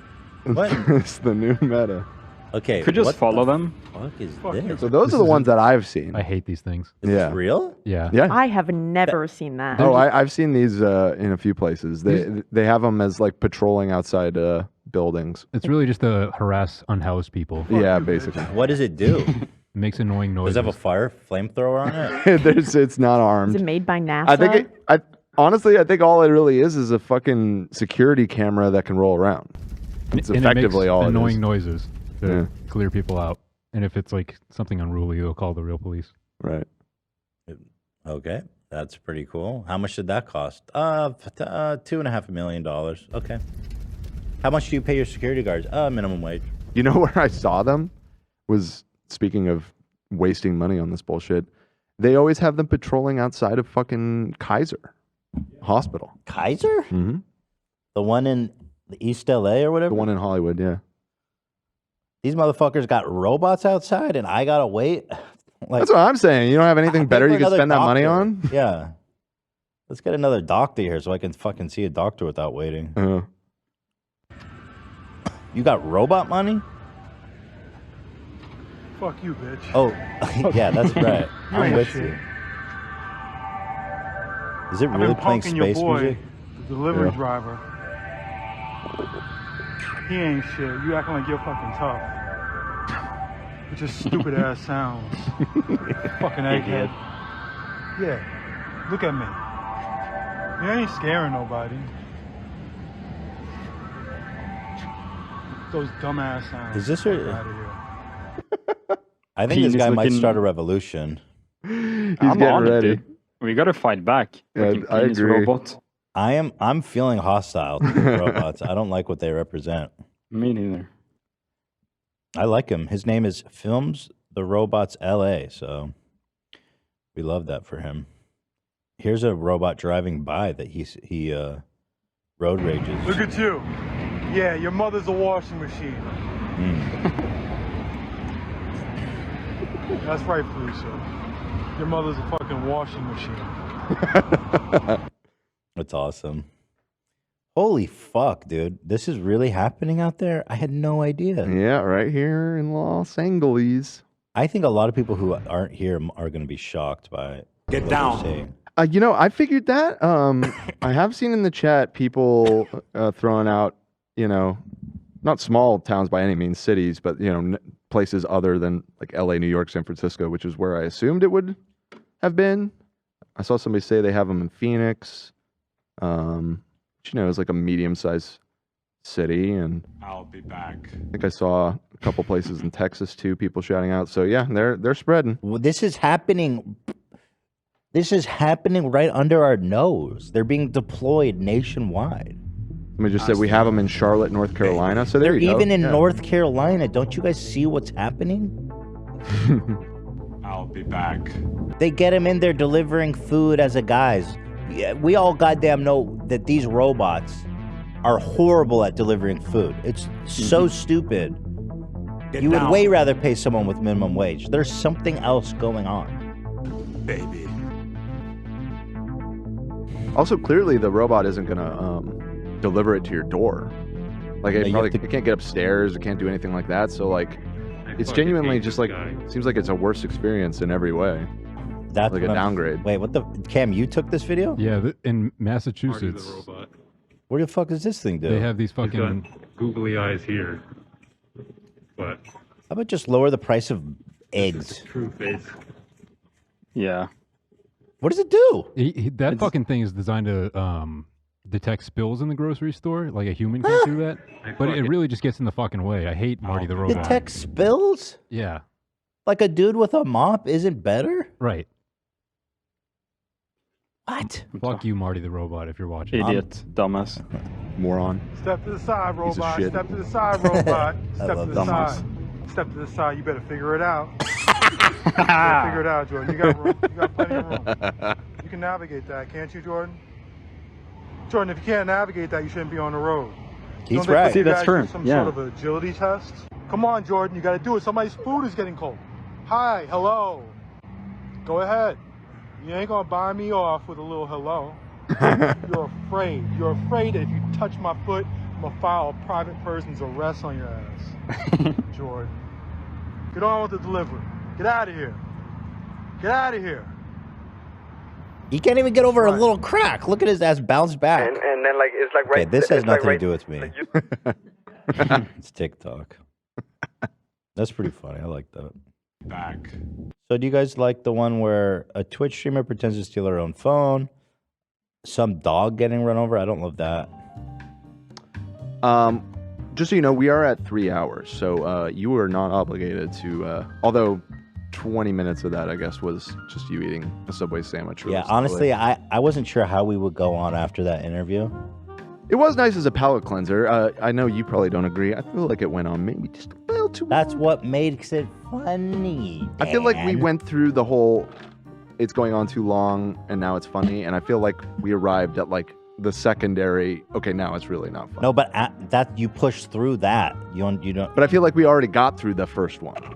Like it's There's like, another oh, step, funny, though. and then it's like, okay, this is getting old. If And it it's was- like, okay, it's gone so long, it's funny again. And then we arrived at no, for real though. You're wrong. Okay. If it was up One to man's me, opinion. I had to do this for 3 hours. Just one man's. And then people really called me avant-garde. Oh God, don't put it back. Ian, what are you doing?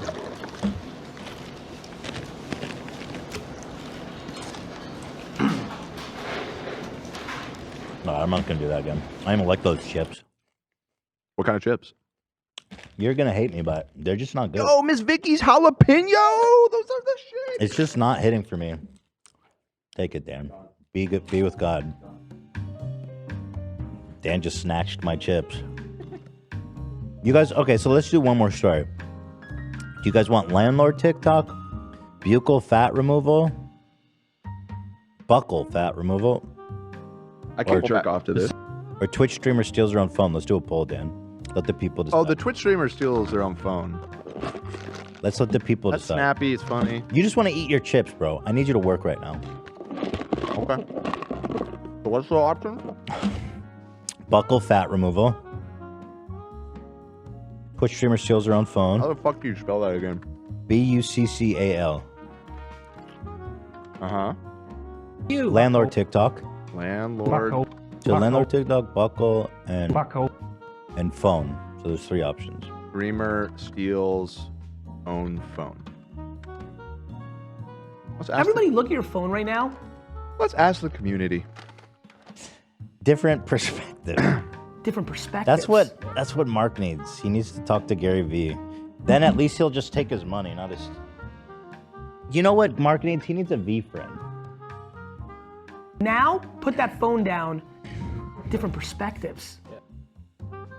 Let's see. Oh, streamer steals her own phone's a big. Seems to be a blowout. Lots of Streamer interesting. steals Okay, phone. Dan, you were right. Actually, you were right on the money. It's a very cringe clip. So. As you usually are. Sometimes. Is being right so frequently a burden or a blessing? It's a burden. Because you're held to such a high standard. Right. Impossible standard, really. Mm-hmm. I'm just going to fart. Maybe you should intentionally get things wrong so that you could be more of a middle. That's what I do. Anytime you see me make a mistake or say something incorrectly, factually untrue, I'm really trying to lower the bar a little bit, not to intimidate you. Dan is the man. Very smart. All right, well, let's do it then. Our final story of the day is a Twitch streamer. She's Polish. Need a laptop that's built to perform and designed to last all day? Select Windows 11 PCs starting at $499.99 are now at Best Buy. Learn more at bestbuy.com. Best Buy. Imagine that. No, That's the never She's mind. from Singapore. Yeah, no, I was looking at the dog run over one. No. What the fuck was this dog one? She hit a dog on She like. hit it. Yeah, she had a hit Keemstar dog. moment. Yeah, she was That's driving. sad. She's like, "Why are there so many dogs on the road?" A few seconds later, checks her phone. Did she just run it down? Yeah. Oh, she's on her phone. She got out of the car. It's pretty fucked up. You can I'm hear not going to show the dog- video, but I'm going to watch it. Here, play it. No, don't play the sound. Oh, this I sounds think bad? You It's can really hear the bad. dog Don't play whimpering it. at the end. Oh, don't Yeah. play the sound. Jesus Christ. And then dude. she got banned? I haven't watched it. Yeah, I she got can't- Oh yeah, banned. she got back. I can't. It's not clear if Keemstar's still allowed on Twitch, and he ran over a dog on Christmas Day. Didn't stream it though. Right. That is really sad. That is really sad. Man. She was driving her car talking to chat. Why? What are you doing? Is that legal in Poland? No, probably not. A split moment, something could be heard hitting the car. That's really sad. Did the dog die? I could not find that out. Oh, you know what? I think I read that the dog was fine. She just ran over Exactly. The dog is okay. Well, that's what she's been ending. saying. That's what she's saying, to be fair. Which is Yeah, I saw that. obviously. Have we seen the dog? Well, Do we know? dude, I hope she's not lying. That That what would a way be to dig crazy. your grave even deeper. Jesus, you hit a dog Well, and lie actually- about it dying. I feel like if you ran over a dog, the first thing you would show to your stream is proof of life. No? No, I would have kept driving. Well, actually, Mark Elliott made a statement. He's in favor. He's saying the girl is innocent. That's a joke. Thank you. All right, let's get to the main story here. Not about dead dogs. Okay, so this one is Kira Kitty, 21-year-old Twitch streamer from Singapore, who does study, chat, and bikini streams. I saw a lot of people being like, "Oh, I hate her. She's the worst." So, does she have some kind of reputation, or is it just whatever? Like typical woman streamers. She's like a IRL streamer. Why She's do- not- What do you mean by that, Ethan? No, because like there's an army of incels that shit on all I women see. streamers. Okay, typical, especially ones that wear like bikinis or whatever. Right. I got So is it just that, or has she done actual other things? I don't know. She has an She's been streaming OnlyFans. for a long time, so I'm sure. If none of us are familiar, we probably shouldn't. She also apparently has a website where another. she sells bathwater, farts, and stockings. I'm on her link tree. She sounds based then. Yeah, she used to be involved with like Ice Poseidon back in the days. I remember. Oh, she's probably a terrible person then. No. But she hasn't been streaming with anyone on like the Ice Poseidon community in a long time. So yesterday she was having a study session in the library when her phone streaming camera was suddenly taken away. Here's the clip. I can see why she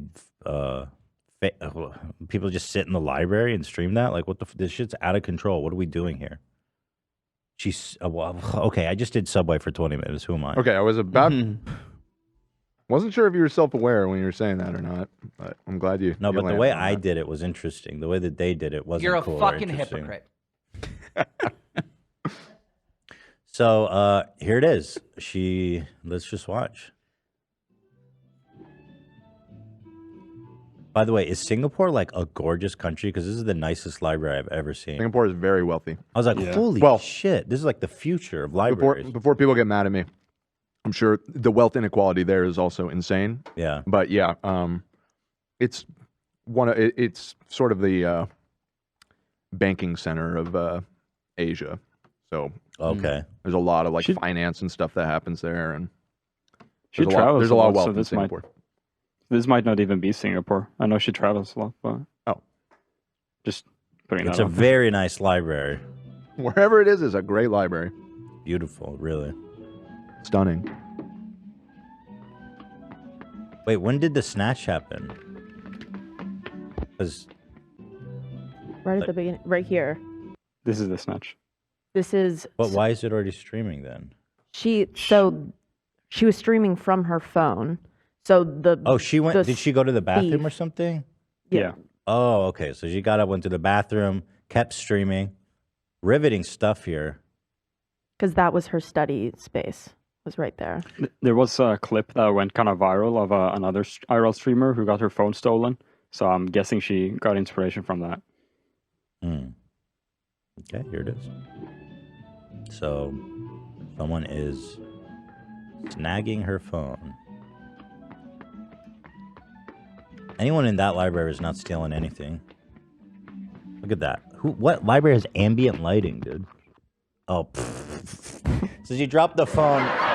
It showed her face, and then she immediately ended the stream in embarrassment. Funny. Come on. Now, so when the phone was dropped by the quote thief, it was revealed that it was Kira Kitty who pretended to steal her own phone, then abruptly ended it. It's unclear whether she'll face any consequence. What consequence? I mean, Just people in comments are saying that they hope people ban her, and this is stupid. Okay. You could have so Streamers easily shouldn't played be that off that she allowed. was just fucking around. Yeah, totally could have just. She did let out a few giggles before ending it, but people were like, the fact that she ended it and didn't talk about it is very embarrassing. I have no. He's just having a big joke. I have no problem with it. She's just trying to make interesting content. Who gives a fuck? She's sitting in a library. Of course, it's. I don't think she should get in trouble. Oh my I think god, it's a she little sits in a embarrassing. library in a bikini. That's kind of interesting. Now we're talking. I thought there was no shoes, no shirt, no service. Compelling content. This is good So, stuff. so here, okay, now I get why people are watching. This is good. You can sit in a bikini in a library? This. Wait, why not? This is what I mean, I'm with that watching. lighting, she's basically in like a tanning bed, getting some rays. You know, we got nice libraries here in LA too. Yeah, right, bro. Excuse me. When's the last time you've been to the Central Library? Does it have well lit? It does. Shelves Very with well lit. women in bikinis? I don't know about the bikini. Bro, if you go to a public library in LA, all you're gonna see is like a homeless dude jerking off. You are so. Yo. Never mind. How dare you? If you go to a public stand library, the library. you're 100% guaranteed to see an old weird vagrant You will jerking never. off. It's very safe and clean on a in the Los computer. Angeles public library system. You know what, a Dan? beautiful- You know what, Dan? I'm sorry, Kim. I didn't mean to cut you off. You go for it. Go for it, Zach. I support the library system, but Ethan is 100% right. Oh God, come 0%. on. I've actually Doing? gone to the libraries here a lot, and they're very nice. Me too. I hold love on. them. That's what I'm saying. Look at We this have good fucking- libraries here. Look at That's this where fucking I'd get You all photo. could say my lots science fair stuff. lots of shitty things about LA, and you'd be right. They But have the this libraries are nice. beautiful mural in there. There's no people jacking off in there. Maybe there's look people in at this. bikinis. That I is didn't gorgeous. see anybody in a bikini. It's a gorgeous building. but Dude, I've seen so many people take a shit in the planter at the Which one library? by me. Which one? The one in the valley. So many people take a shit in the planter. How many times have Zach, you seen that happen? you literally shit on somebody's Over- lawn. You Yeah. are that guy. It was probably a you. lawn. It was a lawn. It wasn't a library. all right. It's worse. It's private property. It's somebody's house. Dan does have a good point, Zach. It was a lawn. I'm not an Just animal. saying. Wow, this is gorgeous. Where's a good place to jerk off in this joint? The public computers, man. You know how many fucking creepers are tossing off there? Yeah, it's a lot. I'm scared to even look at their monitors or at them when I see people like that. It's all And- sticky, dude. Oh, no. And no. just to plug the LA Public Library a little bit more, they have public 3D printers For at free. the Central Library now that you can come in and use for free. That Get a load is of this. Get a load of this. is Are they super cool. incredible. Paying you, Dan? Like, why are you? Yeah. so- The library is a good resource. Everyone should sign up. They got Sign up. free- Get a library free card. Adobe. This software. fucker, man. Free It's a nice printer. card, actually. It's a beautiful card. Don't show the back. Don't dox your number. Look at that. You hear that? People are gonna check out. No. dude. I'm gonna check out 1,000 books. People are never gonna check out return so them. many books with your I'm card. gonna have so many overdraft fees. Look at this guy. Yeah, he's got a rare one. The one time I got sent to collections, I didn't have credit. I didn't even know anything about it when I was in college, but I checked out a book from the school library for a project, and I forgot to return it. They sent that shit to collections for like $500. Wait, the school? Yes. They legit sent you to collection? Yes. That's and then I insane. found out like years later when I was like trying to do something with credit, I never knew. And they're like, there's a huge red flag on your credit report. No. Yeah, a fucking book from the library. For a book? Huh? Dude, that's the Seinfeld episode, the library call. Yeah. What, was this public school or college? UCSC. Oh, it was college. Okay. Yeah. Fucked. That is fucked. This is so funny. It's unclear if she'll face consequences, but some commenters are calling for it. What are you talking about, dummies? A comment under the Reddit live stream fails uploaded said, honestly, at this point, I wish our mods would go back to banning streamers. I don't know. I don't care about what you guys. This is so Why are embarrassing. people taking it so seriously? It's embarrassing. I personally, I don't even think it's a problem. Like, people are making content on this platform all the time, doing all Also- kinds of outrageous shit. Who cares? The outrage around like bikini streamers and like whenever they do anything wrong, people just come down super hard on them because they don't want them on the platform. So Yeah, at the end of the day, that's embarrassing. what it is. Aiden Ross, by the way, he goes, I think, dude, this just happened. Think about this. He put out a statement. I think hot tub booby streamers, whatever, need to be banned from Twitch. Meanwhile, I'll be on Kick streaming porn. Porn to a bunch of teenagers. Like, bro. He's so dumb. You Holy are the fuck. so dumb, dude. So dumb. Quite dumb. Okay, that's the story. Well, she's acquitted. I face consequences. We need to. The Twitch governing body needs to make a statement on this egregious act. So many. This is the worst thing about Twitch is all these fucking sweaty incel basement dwelling fucking weirdos. Gamers. Just say gamers. Gamers, yeah, gamers. We need to hold her accountable. Mm-hmm. Mm-hmm. All right, well, fuck. That was a whole journey. I mean, the interview was really everything. That was the centerpiece of the episode for sure. So by the way, so we put in the new thumbnail. So now we need a good title. Obviously this one. So let's say The Virtues of the Los Angeles Public Library. No, Cameron. Not The best clickbait. interview I've Zach will ever come take a done. shit in its planter. No. Los Angeles Library. Perfect. How about this? Debating NXIVM cult member. Is that too harsh? Here's the Well, thing. you You were concerned about the title triggering red flags. Is NXIVM cult? I think it'd bad? be fine. I think That's okay. Yeah. Okay. You gotta do confronting NXIVM cult member. Oh, that is good. That is I mean, love. it's true. That's why It's love's not the really a best in the debate. game. So confronting NXIVM That's the game. cult member. Mm-hmm. That's powerful. That's pretty good. On Mark, should we put his full name or is that dirty? Because this is going to show up every time first result for his name now. If we put his name in it. I mean, it's not like his name has name. any power in terms of search and, you know what I mean? Yeah. Feel so powerful. What I was going to say is confronting NXIVM cult member Mark Elliott. I just don't know. You're right. It all it really does is just kind of make it forever associated with him on the internet, and nobody knows who he is anyways. So I don't. So how about think it really helped. confronting NXIVM cult member NXIVM cult Hate member. apologist. on Keith Ramirez or Yeah. something, or just a. I don't know if Keith's name is important. Hashtag that's why I said- Maybe- hashtag free Free Keith. Keith. here. Hashtag- Maybe confronting the on and then the title of or the name of the Netflix documentary.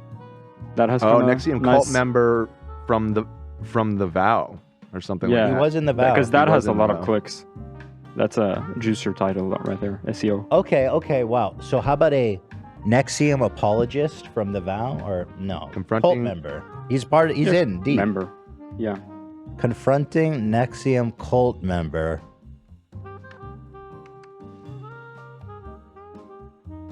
on Keith Ramirez. By the way, people are crime. saying curing your Tourette's. I thought about that, but I think YouTube might actually not like that. Right. type That of actually. It's medical funny people are misinfo. suggesting that because that was our original title. Yeah. If we went with that, I feel like he would have suspected something fishy too. Yeah, definitely. I don't know. Oh, I don't even think he was aware of anything. To be honest with you. I'm surprised that guy dude can breathe. He's got to like control every breath.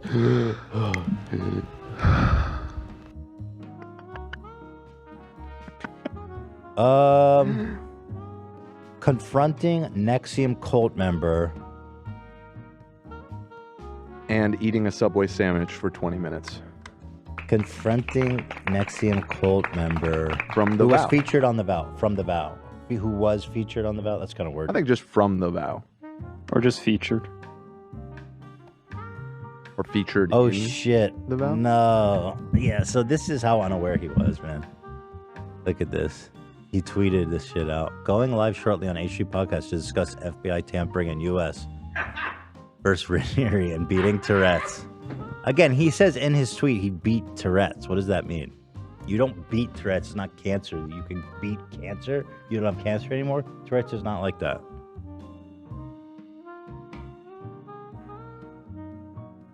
You think, did he erase the tweet yet, or is it still up? He probably erased it. Maybe we shook him hard enough. He's gonna quit.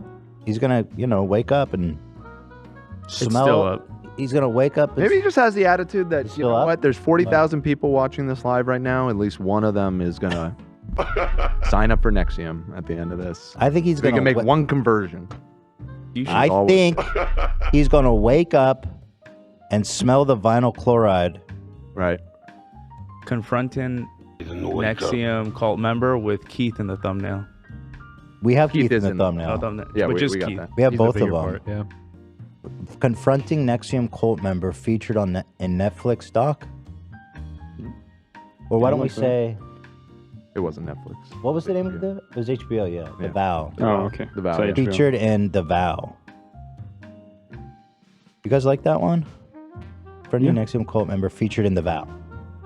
That's nice. I think that's That's it. good. That's good. That's good. Locking it in. Hit and save. There we are. Also, with the LA Public Library card, you get access to Libby app, which is free audiobooks. Really? Yep. That's Watch so it's out, worth Audible. it. You don't have to deal with anybody jacking off. You can just listen In to a book? Jacking off in a book? You can just listen to it all on your app. That's pretty cool. I stand corrected. The library is not just a place to jerk off in public. So much more. No way. Look at this dono that we just got from Kendall Music. I'm playing a festival with David Guida. He's a super cool dude in June. And as your Boss Girl EDM DJ Fupa Trooper stan, they said Vogue. I'm pretty sure they meant Vow. Vow to show him the soundbite and get a shout out to the H3 family Bro, video make it for all you guys. happen. That would be one of the ultimate. Make it happen. Please email it to me. Whatever, do whatever you got to do. That is so awesome if you can pull that. Wait, off. who is this person, Kendall? Is she a Ricardo? Apparently, she has Yeah, 40. she follows us on Instagram. She has 40,000 on Instagram. Kendall Music. Kendall Music. Kendall. Oh, I get it. Like a Kendall. We love Kendall. She's my favorite musician. Well, cool. Ever. We love David Guida. Make it happen, please, if you can. Rock so hard. What were we talking about? Okay, so yeah, confronting. You guys like that? Confronting NXIVM cult member featured in The Vow. I do like all facts. I like it. I guess that's it then. Oh, did you update the thumbnail yet, Dan? Sure did. Although it doesn't Show look me like the it's old one. stuck. Yeah, hold on. Let me refresh. This podcast has rules. Can literally do anything. Yeah. It's showing the new one. I think it just needs a minute to refresh on YouTube side. Anything else? Today's Monday, so Today is Monday. You got a ep. Can we members confirm tomorrow. Friday yet? I assume so. On Friday, she said, let's wait until a day closer. And it's closer. When can I confirm it? Now. Oh, I can say it. Yeah. Tana's on Friday. Yes. Okay, good. Yeah. That'll be fun. A solo app with She Tana just said Mojo. closer to the day. Okay. Yeah, I'm excited. We had, you know what I mean? That'll be fun. Mm-hmm. Also working on getting Shirtless Eddie to call in. That'll be a real treat. Making a little progress on that. We've made Still trying to- contact. I've been texting him, so Dude, what's your secret? How'd you get him? I've been in his lives, Oh, and I'm okay. like, Ah. and I finally got him. He's a true fan. Smart. Yeah. Because he follows me and likes my TikToks, but he didn't respond to my DMs. It's so funny. He's been like commenting on the podcast TikTok account too, and like DMing there. Dude, you had the right Wait, who's source. them? You said DMing them. Isn't that you? H3 podcast account. I said. Are we unbanned on TikTok? No. Oh. Let me start over. Who's he DMing? The podcast The H3 account. podcast account. The podcast account. Yes. Right. That's us. Yeah. Correct. But We are the How do you H3. know that he's banned? It's banned. Well, before the ban. Oh. Let me And finish. it's Well, why been- didn't you mention been- that? Cam says you've been trying to get a hold of him. I Let me did finish. mention it. I think. Oh, he mentioned it. Love's been deep undercover with Eddie this whole time. anyways, we're gonna get him. We're gonna get him. I have his number. I just first message him hey, here's my phone number. Text me. I think he's in LA. Maybe we could even get a live. Oh yeah. I'll go Dude, shirtless with them. He's a working actor, man. That'd be so fun. I'll go shirtless with him to Walmart or wherever he wants. You want him in the studio? Yeah. Well, I think it'd be fun to do a bit together at least, to go shirtless places. That's my dream, dude. Can I be the person that says put your shirt on? And then Sure, you two- I'd love that. I'd love that for you. My big break in Hollywood. I don't know. Okay, anyway, so that's it, guys. I hope this was a crazy episode. So crazy. Holy smokes. One of my faves. I gotta go watch that back. That was wild. Well. Also, program. Oh, wait, no. It's next week, isn't it? I was going to say about leftovers, but there is leftovers this week, but off the following week. Yeah. Okay. Hassan will be. to Japan? He's going to Japan. I'm jealous. Who said he could take time off? Happy President's Day. In Canada, the holiday today is Family Day, actually. It's what day? It's Family Day in Canada. That's their holiday today. I like that. So all right, thank you guys. See you on tomorrow for members. Members, we love our members. I'll be doing a solo ep for you guys tomorrow. See you next Tuesday. And then Wednesday, we'll be back as usual for Off the Rails. Thank you so much. Love you so much. This is Ethan from Subway, signing out.